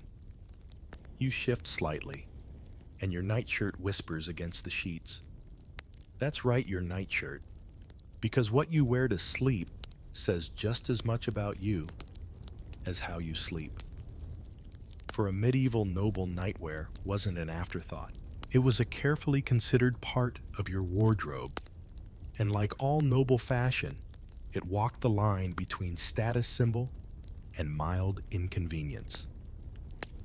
Tonight, you're swaddled in a long, loose-fitting linen gown, soft but still starchy from the lye soap used to wash it. It reaches past your ankles, has full sleeves, and is secured at the neck with a little tie, or if you're fancy, a gilded clasp. And you are fancy. Your nightshirt is bleached rare because white linen is hard to maintain, and trimmed subtly with embroidery. Not the kind meant to dazzle, but enough to signal that yes, even while unconscious, you are considerably better dressed than 90% of the population. Nightcaps are the real showstopper. Yours is a cone-shaped, soft hat, possibly with a little tassel lined with wool or fur in winter. It keeps your head warm in a bedchamber that might be 5 degrees warmer than the courtyard on a good night. It also protects your hair. Noble hairstyles took hours to arrange, and you can't have your curls crushed in sleep. That would be tragic. And believe it or not, this isn't peak extravagance. Some nobles layered their sleepwear, especially in winter. A linen chemise beneath a nightgown with woolen socks or soft slippers tucked beside the bed. If you were recovering from illness, or especially fashion conscious, you might even wear a sleep surcoat. Yes, a surcoat to bed. Historians still argue whether these layers were truly worn for warmth or just to impress any servant or physician who happened to pop in at midnight. Speaking of servants, theirs was the job of helping you into this sleepy ensemble. You'd stand with arms raised like a sleepy scarecrow while someone gently tugged the sleeves over your wrists and tied the ribbons. The intimacy was routine part of the quiet, invisible machinery that kept noble life running. Your valet might never see you eat, but he definitely sees you yawn. Women's nightwear followed similar lines, though slightly more complicated. A noble woman might wear a linen shift with lace edging a nightgown over it, and sometimes even a sleeved bed jacket for extra warmth. Her nightcap might be fitted to contain her braids, and some wealthier women wore lightly perfumed gloves to keep their hands soft overnight. You're not just preparing for sleep, you're protecting your assets, skin hair, and noble mystique. And then there were accessories. Yes, accessories. You might sleep with a rosary wrapped around your wrist or a charm stitched into your hem to ward off bad dreams. Some nobles placed small wooden crosses or carved amulets under their pillows. Not exactly cozy, but reassuring. Remember that pouch of herbs your chambermaid tucked near your bolster, lavender sage, and perhaps a hint of dried rose petals. Said to soothe the nerves and allegedly repel fleas. Whether or not it works is irrelevant. It's expected. As is every stitch of your awkwardly tailored, elbow-scratching nightshirt.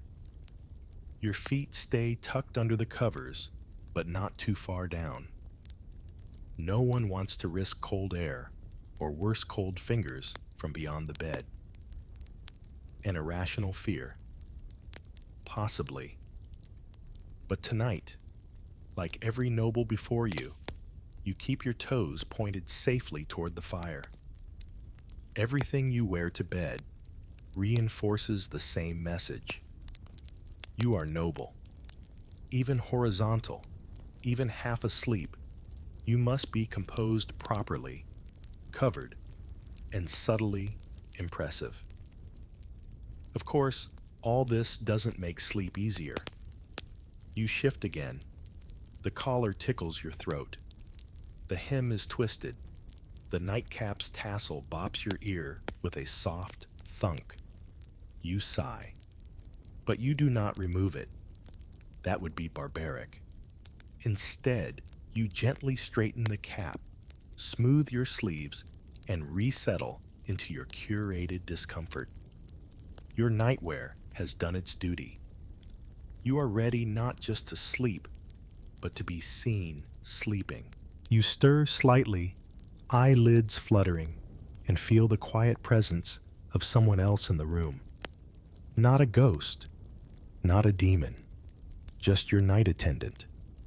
A servant, or sometimes two, stands discreetly in the shadows, ever watchful. Because when you're a noble, you don't even sleep alone. Not entirely. These servants are the unsung acrobats of medieval hospitality. Their job to anticipate your every nighttime whim without waking you.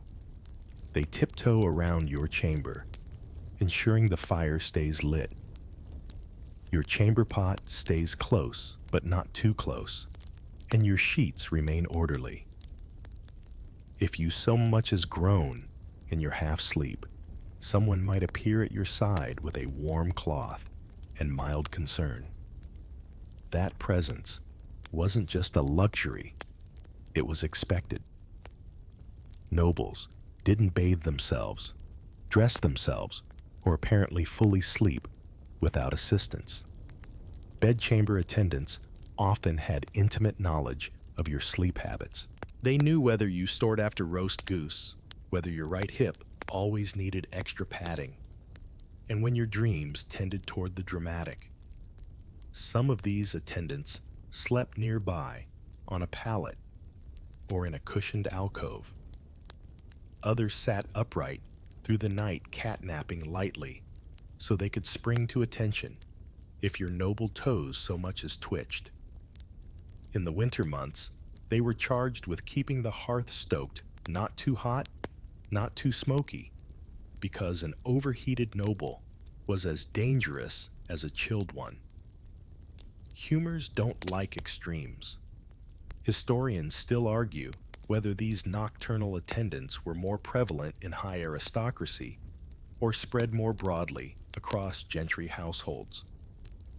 But accounts from estate records, letters, and household manuals confirm that nighttime service was part of noble life. The more important you were, the more someone else lost sleep on your behalf.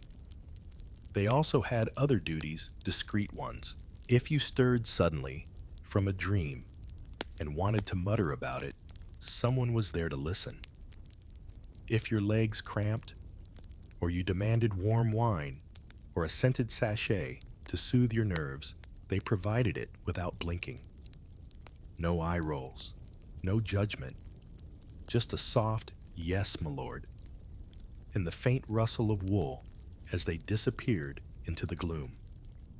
Attendants were trained to be silent shadows, footsteps muffled with felt slippers, hands calloused but gentle. They knew how to adjust a pillow without waking you, how to swap a chamber pot with surgical precision, and how to pull the bed curtains just so.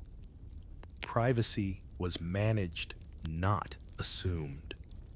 Some noblemen, especially those who fancied themselves important even in dreams, had attendants note down their mutterings during sleep. Because what if a dream revealed a prophecy, or a winning military tactic, or a very specific craving for stewed plums? Sleep was a landscape of potential insights, and someone needed to record the terrain. And while male nobles often had valets or squires attend them, noble women usually relied on ladies-in-waiting. These women were both servants and companions expected to soothe nerves, say prayers together, and remain nearby during the long stretches of silent darkness. For unmarried noblewomen, especially, the night could be socially delicate vulnerability wrapped in lace.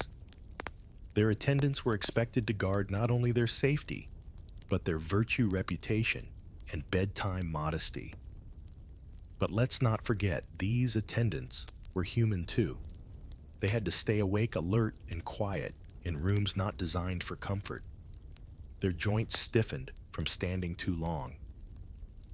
Their eyes stung from staring into dying firelight. And all without so much as a mattress to call their own. You shift again. Instantly, a presence approaches.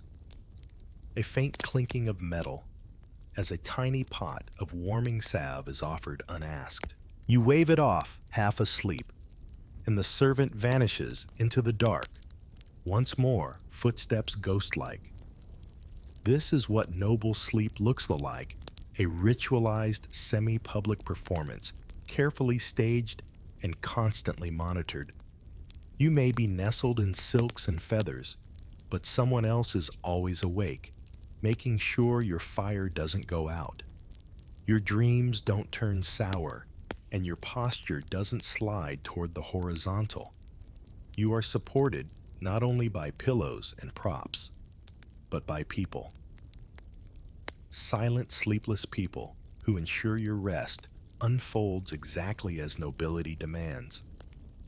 Your eyes flicker open for just a moment, and you see them the curtains, heavy brocaded and drawn tight around your bed frame, like you're hiding from the world, or perhaps from whatever the world hides. In the flickering glow of the hearth, they shimmer faintly with gold thread. You're not just sleeping, you're sleeping inside a fortress.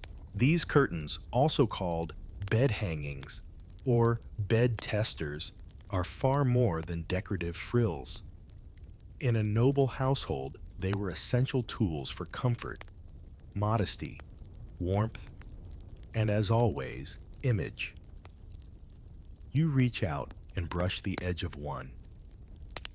The fabric is thick, possibly wool for warmth, with an embroidered overlay to show off your family crest or favorite saints.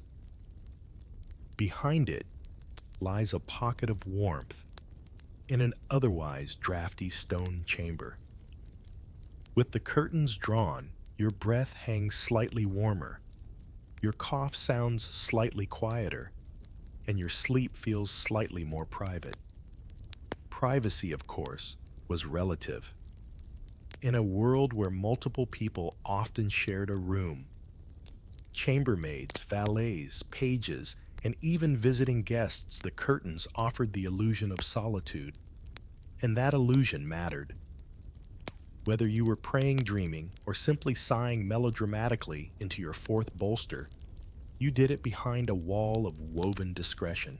Historians still argue whether the average noble used these curtains more for warmth or for status. Likely both. After all, a full set of bed hangings wasn't cheap.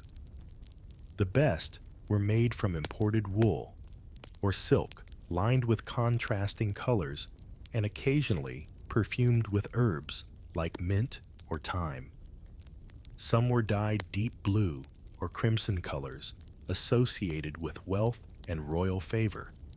Even the cords used to tie them back were chosen with care, braided silk or tasseled linen, and there was a rhythm to using them.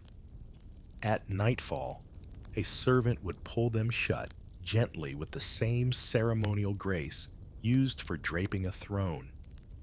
It was a symbolic act, the end of public nobility and the beginning of private repose. Though in truth, very little about your sleep was private, but at least you could pretend. The curtains trapped warmth like a soft cage. In winter, when ice formed on the inside of the window glass, if you even had glass, your curtained bed was the only properly warm space in the room. The fire might be roaring at sunset, but by midnight it was embers at best.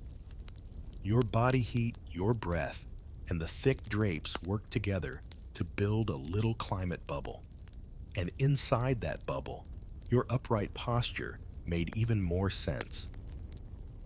Draped and bolstered, your figure resembled a seated monarch, peaceful yet alert.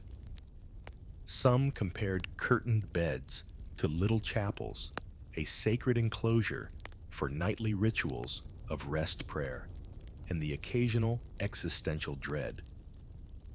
Curtains also muffled sound, not completely, of course, but enough that the groaning of wooden beams, the drip of rain against slate, or the occasional whispered complaint from a servant felt more distant.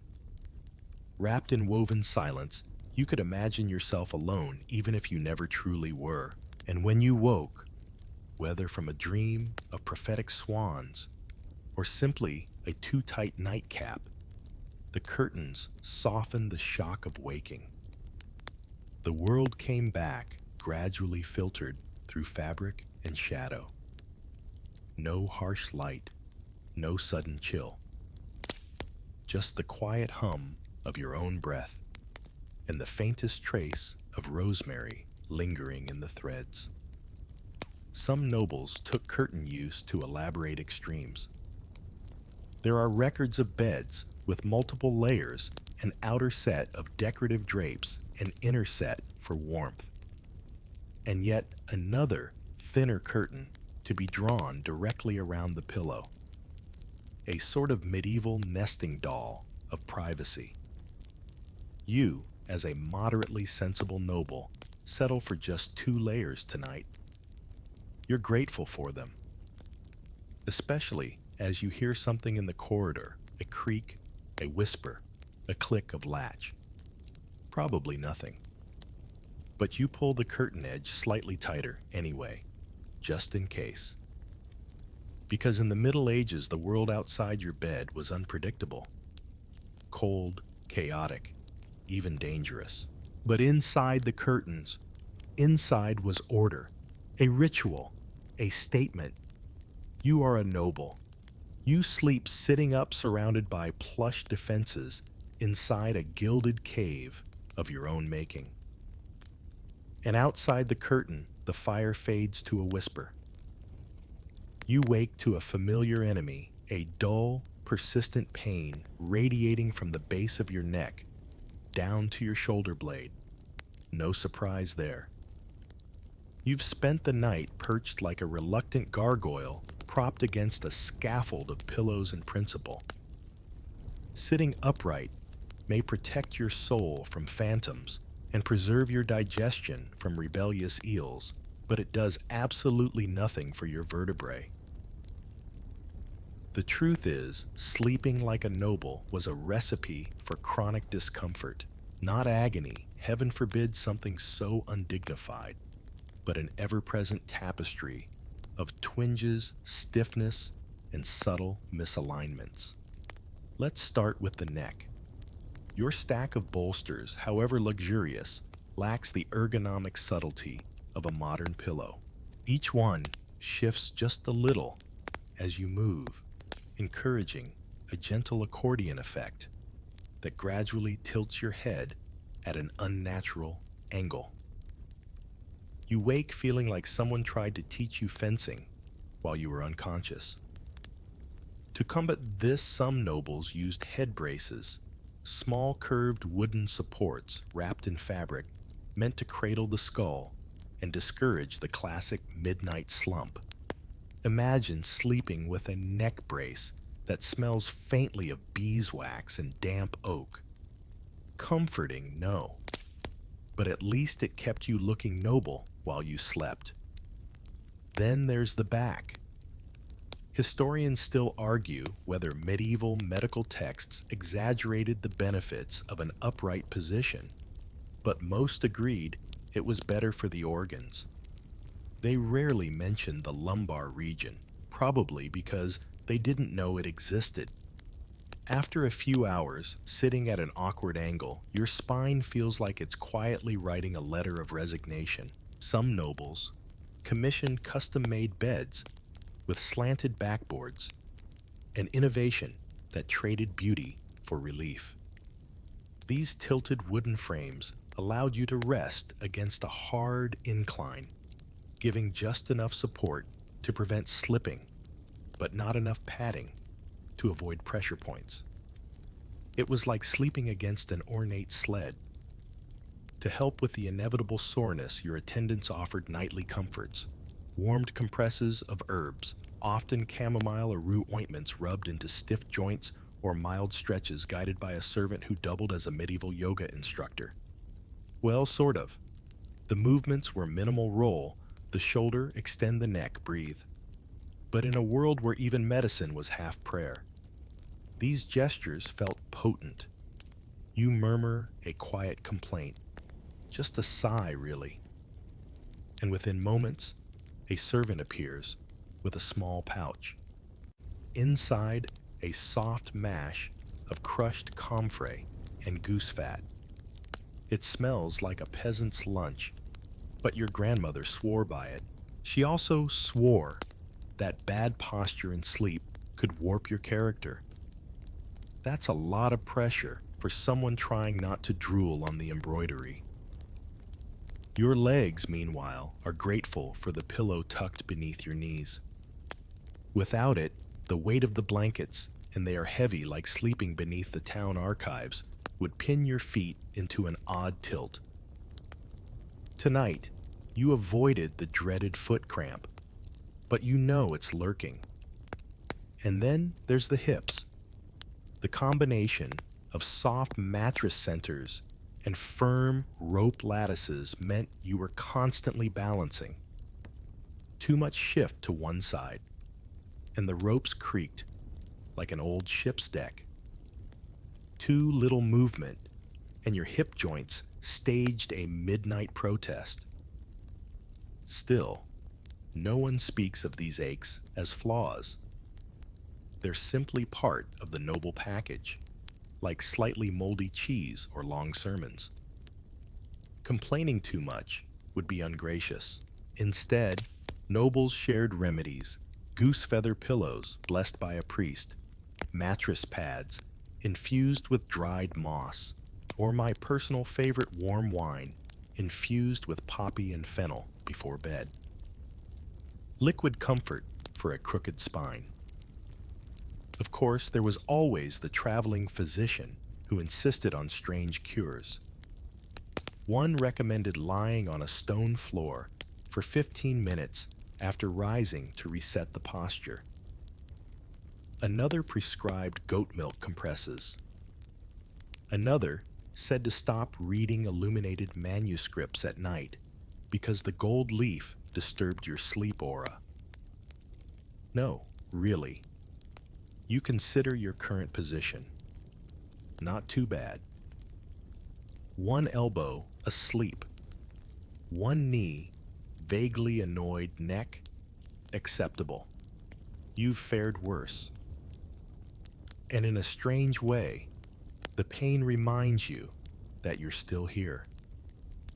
Not sick, not cursed, not visited by foul spirits in the night. Just a little bent, a little noble. Outside your curtains, you hear movement. The fire is being stirred. Morning is not far off. You roll your shoulders gently and sink back against your mismatched pile of pillows, grimacing a bit. A good night's sleep, by noble standards.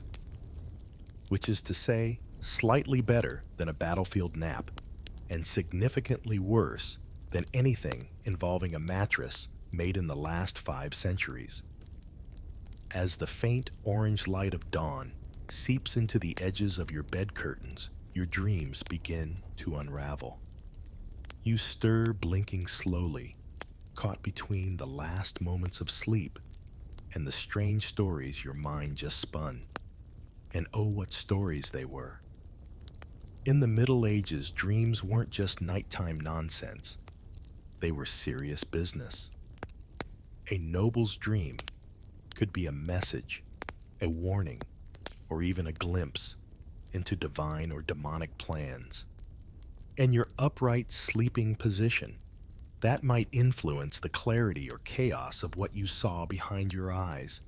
Medieval thinkers believed dreams flowed from the humors. An excess of yellow bile brought angry dreams. Too much phlegm might summon confusing waterlogged visions. And if black bile took center stage, expect nightmares that would send your household scrambling for holy water.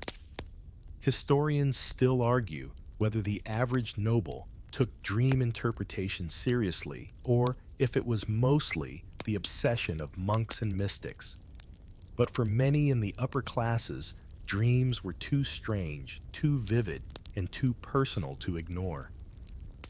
Your dream last night, you were being chased through your ancestral orchard by a talking goose wearing a bishop's mitre. Absurd, yes, but maybe also meaningful. The local priest might say the goose represents unconfessed sins. Your steward might argue it's a metaphor for harvest taxes. And your cousin would probably just laugh and call for more wine. Dream manuals Yes, they existed, offered helpful advice. Dreaming of snakes meant betrayal, of stairs ambition, of drowning emotional overwhelm, or impending illness. If you dreamed of lying flat on the ground, that could mean defeat, disgrace, or simply that your pillows weren't arranged properly. Which brings us back to posture. Upright sleep was thought to produce cleaner, more elevated dreams. Your head elevated above your heart allowed vapors to rise gently and visions to remain untainted. Too much tilt the other way, and your mind could cloud. Demons might intrude.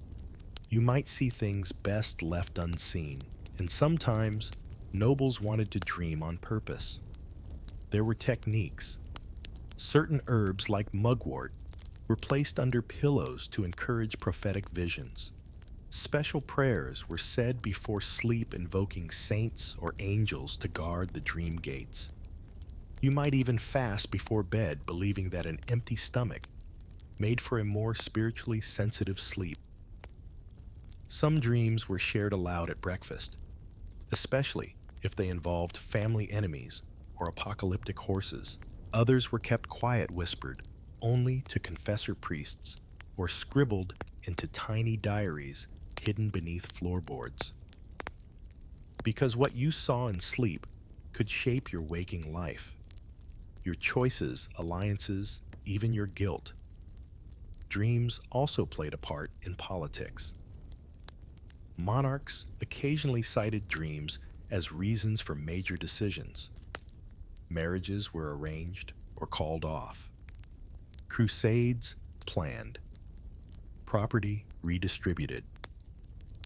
All because someone dreamed of a sword floating in a well. You're not quite at that level of dream influence, but still, it's best to pay attention. Your own household might have a dream interpreter. Usually, someone elderly, slightly eccentric, and surrounded by dried herbs. She'd nod thoughtfully as you describe the goose bishop and say, "Ah, yes, clerical mockery meets ancestral burden." Then she'd hand you a sachet of thyme and tell you to avoid pickled onions for a fortnight. So, you think again of your posture. The stiff back, the angled neck, the endlessly rearranged bolsters. Maybe it did help. Your dream didn't involve plagues or fire. Just one very judgy waterfowl in ecclesiastical headwear. You exhale slowly. The dream is fading now, like fog from a warmed window pane. But you tuck a detail or two away, just in case it proves useful or prophetic by dinner. For now, you remain upright, because even in sleep, posture matters, especially when your mind wanders into the unpredictable theater of medieval dreams. It's still dark, just the softest pale gray seeping through a crack in the shutter. But you're awake, thanks to a dream that involved, for reasons unclear, a talking badger dressed as a bishop. You blink, stretch one arm slowly, and let your thoughts wander where many a noble's did during the twilight between sleeping and waking to dreams' omens. And whether you've just glimpsed the future or merely eaten too much pickled herring, in the medieval world, dreams weren't idle nonsense. They were seen as messages, sometimes divine, sometimes infernal, sometimes simply your own thoughts, unspooled and rewound like a strange ribbon. And your posture while dreaming. Oh, that mattered. Sitting upright, or more accurately, semi-upright, was thought to keep your dreams balanced. Physicians warned that lying flat encouraged humors to rise into the head unchecked, leading to corrupted visions, night terrors, or full-blown spiritual visitations. If you dreamed of flying, that was good. If you dreamed of vomiting feathers, seek a priest. You remember snippets of last night's dream: a horse with too many eyes, your cousin Gertrude shouting about stolen radishes, and a strangely comforting fog. Was it prophecy? Gas historians still argue whether medieval dream interpretation was more rooted in psychology or superstition. But for you, it's somewhere between indigestion and divine insight. The position you sleep in is thought to affect what kind of dreams you have. Upright posture, some believed, encouraged clarity. It let your bodily vapors settle gently, avoiding sudden spikes to the brain that might cloud judgment. This, of course, only works if you're sleeping after a moderate supper. If you had 3 servings of goose pie and half a flagon of clove wine, no amount of posture will save you. Clergy and scholars even wrote dream manuals, handwritten compendiums listing common images and their meanings. Dreaming of birds, that's freedom. Water change, teeth falling out. You're hiding something. Talking badger. Well, let's just keep that to ourselves. Monks, especially those versed in theology, were taught to classify dreams. Some were deemed true dreams, visits from angels or saints. Others were false dreams planted by demons to lead the dreamer astray. And still others were neutral, just the churnings of a brain muddled by roasted onions. But for nobles, dreams weren't just divine mail. They were political tools. A well-timed dream could justify a land claim, an arranged marriage, or a suspiciously convenient betrayal. "I saw your father in a dream last night," one noble might whisper. "He said you'd want to give me that castle near the coast." Surprisingly effective.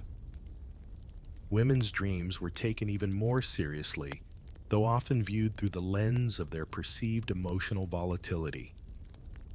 A noble woman's dream of a bleeding flower might spark a pilgrimage. A nightmare could lead to fasting or penance. And if she dreamed of childbirth while not yet pregnant, well, cue the gossip. You glance around your chamber. The fire is mostly embers now. Your pillows have slumped slightly, and your bolster has taken a position that suggests resignation. But the dream lingers faint, fuzzy, oddly profound. Some nobles kept dream journals, dictating their sleepy recollections to scribes or attendants. These journals might be reviewed later, mined for insight, or quietly burned if things got too weird. Dreams, after all, were dangerous. Not in the sense of knives or poison, but because they crack the armor of reason. They let truth and fear mingle unchecked. That's why posture was so important. By sleeping upright, you imposed order on your unconscious. You shaped the dreams to come, or so you hoped. You shift slightly, resettling into your seat of dreams. The candle's stub wobbles in its holder. Somewhere below, a rooster clears its throat. Morning edges closer. But for now, you close your eyes once more, just long enough to see if the badger comes back, perhaps with a sermon. The bells are tolling faintly in the distance, somewhere beyond the frost-furred trees and slate roofs. A monastery stirs. But within those quiet cloisters, the monks have already been awake for hours. And unlike you, they did not sleep swaddled in embroidered linen or cushioned by feathered barricades. No, tonight, we slip quietly out of the noble bed and into the austere world of the clergy. The sleeping habits of monks, bishops, and abbots were governed by something far sterner than fashion or social status, the rule. Specifically, the rule of Saint Benedict, which outlined precisely when and how members of monastic orders should sleep. Spoiler, it wasn't often and it wasn't luxuriously. Monks typically rose for matins a midnight or pre-dawn prayer service, which meant sleep was fragmented by design. Most monastics were allowed around 6 hours of rest, split into uneven portions. Not quite enough for your humors to settle, but just enough to keep you from keeling over during morning chants. And the posture flat, on hard surfaces, sometimes with a wooden pillow or no pillow at all. The idea was not to sleep like nobles propped up in regal comfort, but to rest in humility, prepared to rise quickly and avoid the snares of sloth. Historians still argue whether all monasteries enforced this rigor strictly, or if softer practices crept in over time. Some wealthier abbeys allowed for straw mattresses, especially for aging monks with creaky knees.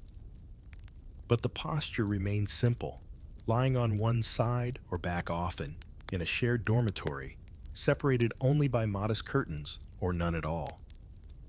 Compare this to your canopied fortress with its quilted battlements. You might feel a touch indulgent. But here's the twist: monks were considered spiritually closer to God, and yet they slept with far fewer barriers against the world. They embraced the darkness, the drafts, the silence. Their sleep wasn't about control, it was about surrender, and that changes everything. While you sat upright to manage digestion, posture, and dream clarity, monks let themselves sink. Their prayers said aloud before bed, and again upon waking, were the real safeguards. No bolsters, just belief. Yet even monks weren't free from midnight troubles. There are records of abbots scolding novices for sleeping too deeply, or for pillow sin, a wonderfully vague term that suggests everything from snoring to dozing through prayer bells. Some monks slept fully clothed, belts on, and hands crossed over the chest, as if always prepared to be judged by man or angel. Bishops and senior clergy, however, often straddled the line between monk and noble. Their quarters were private, sometimes opulent, and their beds, though not as high or heavily curtained as yours, were still markers of authority. A bishop might sleep with a wooden cross beneath his pillow, or wear a ring that never left his finger, even in dreams.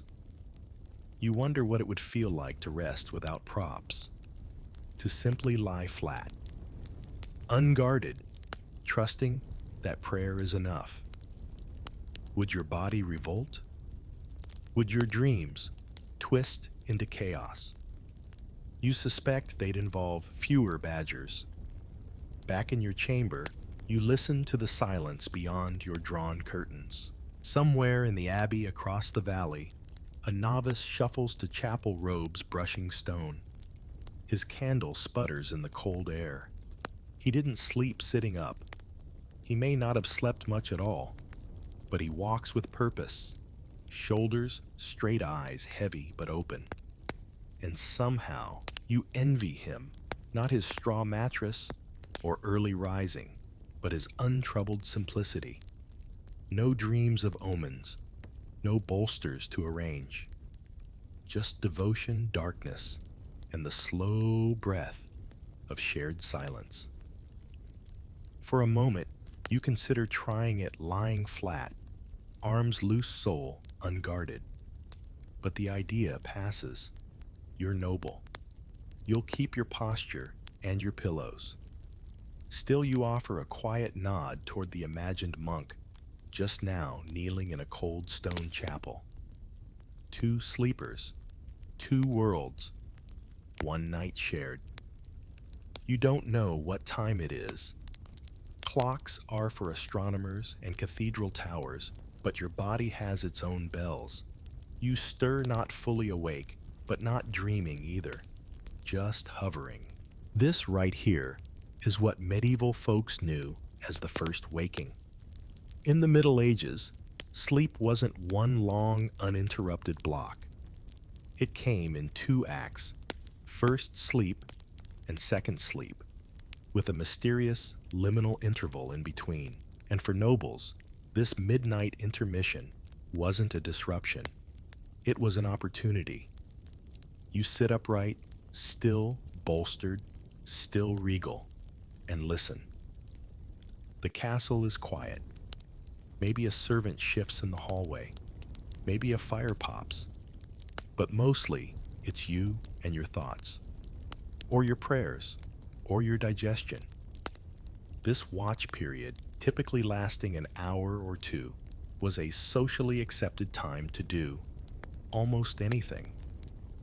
Some nobles used it to reflect, read devotional texts, or whisper with their spouse. Others used the time more practically, visiting the chamber pot, adjusting bedding, nibbling on candied fennel, or even negotiating estate business in hushed voices. Historians still argue how widespread this practice was, but the evidence is compelling. Letters and diaries refer to rising after first sleep as casually as we might talk about brushing teeth. Medical manuals advise this period as the perfect time to ponder your humors. Monastic schedules allowed for it, and in noble homes, servants were often expected to remain lightly alert during these strange, sleepy hours. You shift again, resettling your pillows, somehow always less supportive, the second time around and reach for the small cloth pouch beside your bed. Inside are dried apple slices, a pinch of anise, and something that might be a clove. Midnight Snacks Medieval Edition. Nothing too rich. You're not a fool, but just enough to quiet the belly. The darkness feels different now. Not hostile, just spacious, like the castle has exhaled. You light a small taper from the coals, careful not to wake anyone or draw too much attention from the mice. This is a time for secret thoughts. Maybe you wonder about a land dispute or that odd dream from earlier. Maybe you rehearse a speech to the Baron. Maybe if you're especially lucky, someone's there beside you, a warm shoulder in the cool night, a shared laugh, or just the gentle cadence of two people breathing through a pause in sleep. And yes, prayers. Many nobles use this interval to pray. Not the grand performative kind, chanted in chapel, but soft murmured words said into the folds of linen. You might ask for wisdom or health, or just the strength to stay upright for one more night. By this time, your servants still awake in the background move about like ghosts. One quietly adjusts the curtain you've kicked askew. Another places a fresh stick on the fire, coaxing the embers to glow just enough. A third tucks a warm cloth against your feet and disappears before you can murmur thanks. Somewhere in the castle, someone else is doing the same. The watchful baker stirring coals before the first dough. The steward checking locks. The chambermaid whispering her own sleepy prayers. This is the hour when the noble and the humble momentarily share a rhythm, separate lives joined by a common pause. Eventually, your limbs begin to feel heavy again. The pouch of dried fruit rests forgotten on the covers. The candle flickers once, twice, and then bows out.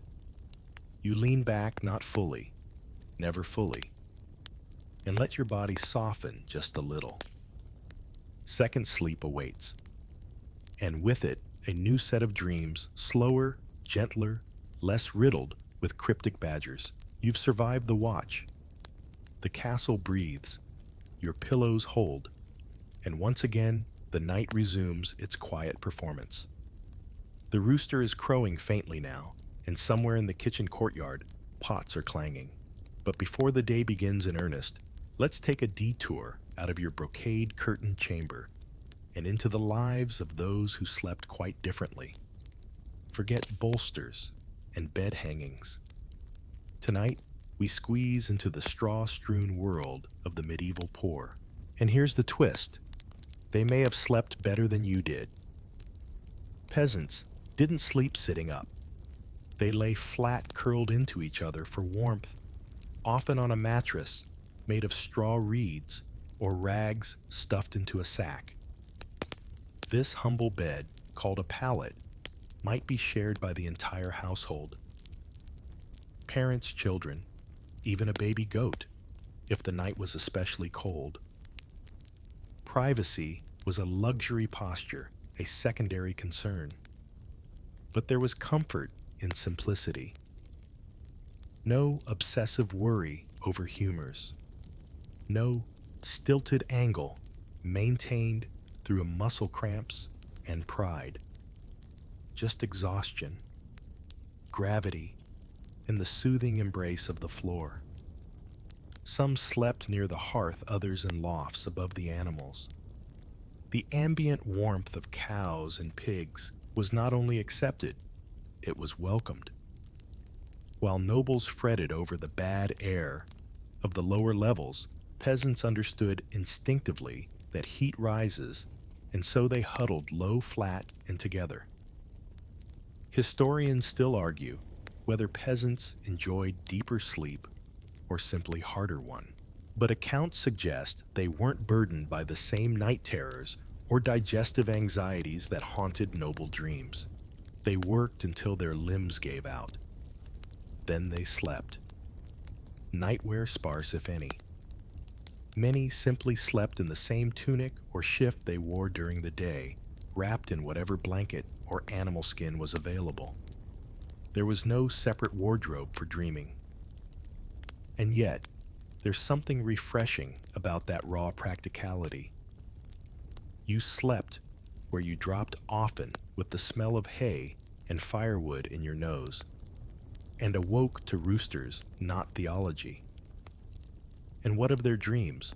Less recorded, certainly. But that doesn't mean they were less vivid. A peasant's dream of a flooded field or a missing lamb could hold as much emotional weight as a noble's vision of flaming chalices and heraldic eagles. But they didn't have dream manuals or scribes to interpret them. Just shared tales over morning porridge and a shrug that said, maybe it means rain.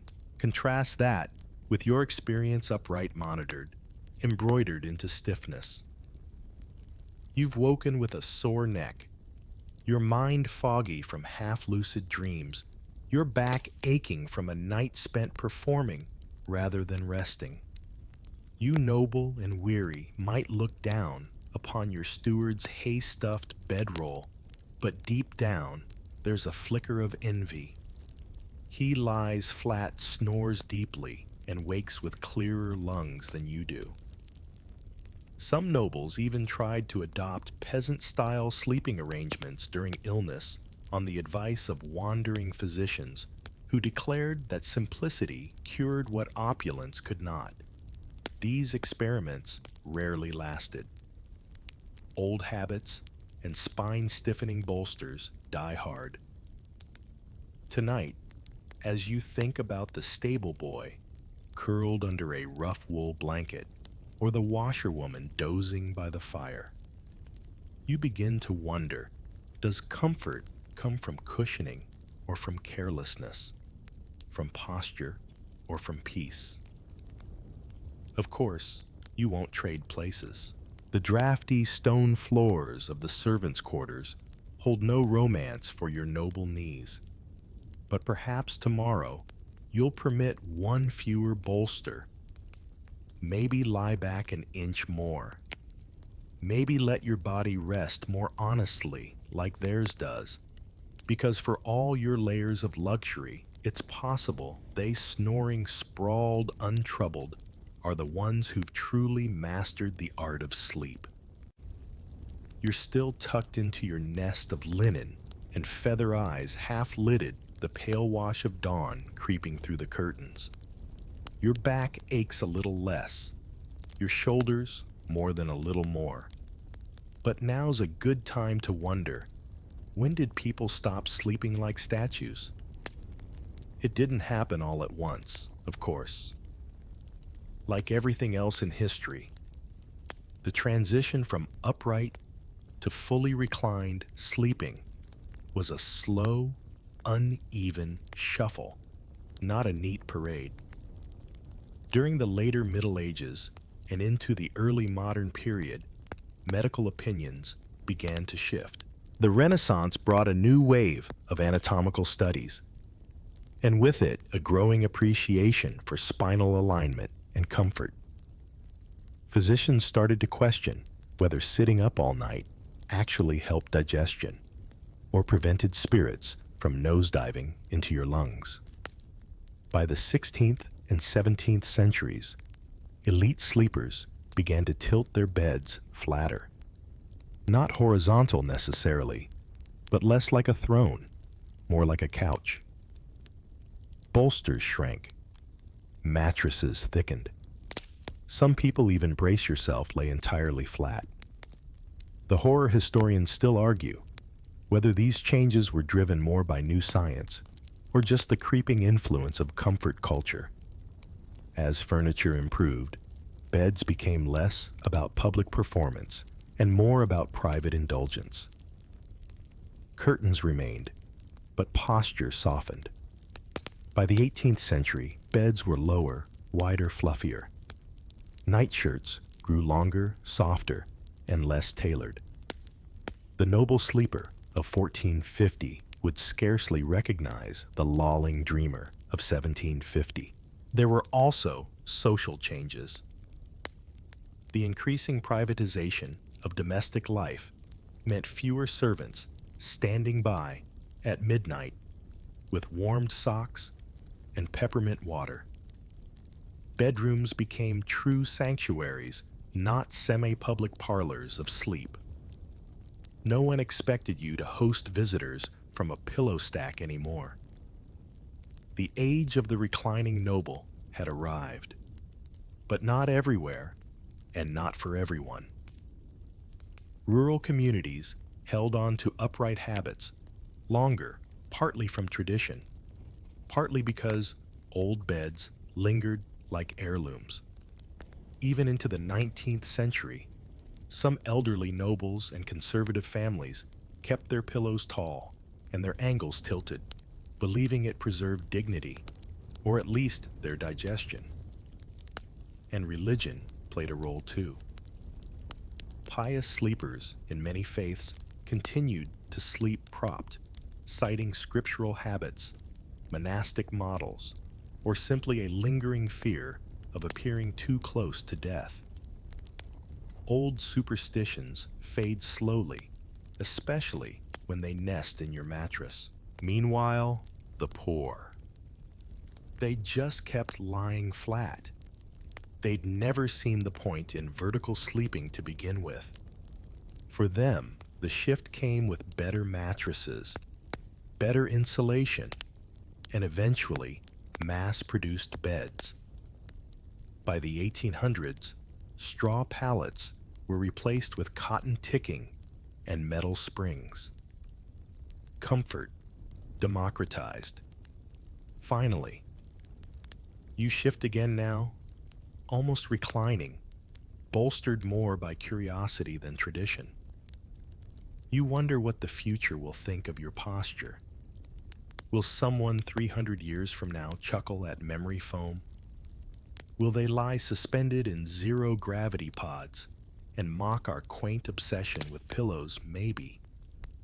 But tonight, or what's left of it, you lie at the edge of two worlds. Behind you, centuries of dignified discomfort, of demons and digestion of posture as virtue. Ahead of you, centuries of flattened ease of private bedrooms and dreams with no interpreters. And still, even as sleep habits evolve, one truth remains unchanged. The way we sleep says something about who we are, what we fear, and how we wish to be remembered. You lean back just slightly and let your head rest a little more, than last night. Progress. The light through your curtains is golden now, soft and filtering, warming the embroidered folds like sunrise through cathedral glass. You're awake again, fully this time, but you stay still for a moment, wrapped in warmth and the lingering haze of half-faded dreams. Your pillows are askew, your spine protests slightly, and your cap is somewhere on the floor. You look in short, like someone who survived another night of noble sleep. But what does it all mean? Why did posture matter so much? Why the bolsters, the curtains, the attendants, the fear of flatness? In the medieval noble imagination, sleep was never just rest. It was a statement, a performance, a daily rehearsal for health, death, judgment, and digestion. To sleep sitting up was to say, I am above the ordinary. It suggested discipline, piety, education. It showed the world and your household that you knew the rules, that you were cultured enough to follow the prescriptions of the best physicians, and terrified enough of sin to sleep like a mildly offended bishop. And it was deeply, undeniably physical. Your posture revealed your beliefs about the soul, the stomach, and the slippery passage between life and death. The noble body wasn't just a sack of organs. It was a message to be constantly shaped and maintained. Even in sleep, you were performing nobility. Your dreams mattered too. They weren't idle whispers of the unconscious. They were omens, warnings, divine texts to be deciphered and debated. They could affirm your authority or challenge it. No wonder you slept like a sentinel, half sitting, half ready to rise and say, yes, I understand the symbolism of that flying ox. Even the discomfort had meaning. The aches were proof of discipline, like a knight's calloused hands or a scribe's ink-stained sleeves. Sleeping upright wasn't about convenience. It was about aligning yourself with a vision of control, virtue, and spiritual hygiene. And yet you're human, and as you lie there now, letting your body slowly uncurl from its nightly armor, a quiet thought sneaks in. Was it worth it? Did the stiff neck stave off demons? Did the bolsters really improve digestion? Did the Badger Bishop dream truly predict your cousin's failed harvest? Historians still argue these things. Some say posture was medical. Others say it was spiritual. Others still insist it was about wealth and performance. And perhaps all are true, because in the end, medieval noble sleep was a tangled tapestry of belief, biology, and performance. But for now, you simply breathe. The air is warmer. The fire has died, but the room is soft with light. Somewhere a servant approaches with warm water and a fresh linen shirt. Soon, you'll be dressed, perfumed, and seated at breakfast, discussing church tithes and tapestry designs. Your posture will be perfect. Your shoulders square. But before that, for just a moment, you allow your body to melt into the mattress. You let your spine relax. Your knees bend gently. Your head tilts to one side. And it feels good.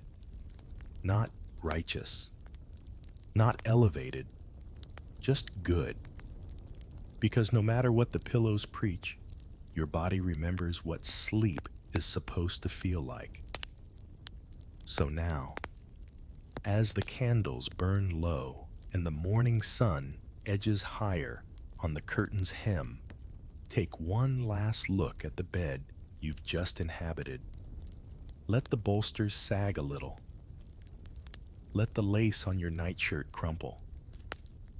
Let go of the idea that sleep must always be disciplined, elevated, or vaguely uncomfortable. You've traveled back through centuries of noble bedtime rituals, whispered prayers, goose-down pillows, crooked necks, and haunted dreams. You've watched the fire flicker and felt the straw creak beneath the velvet.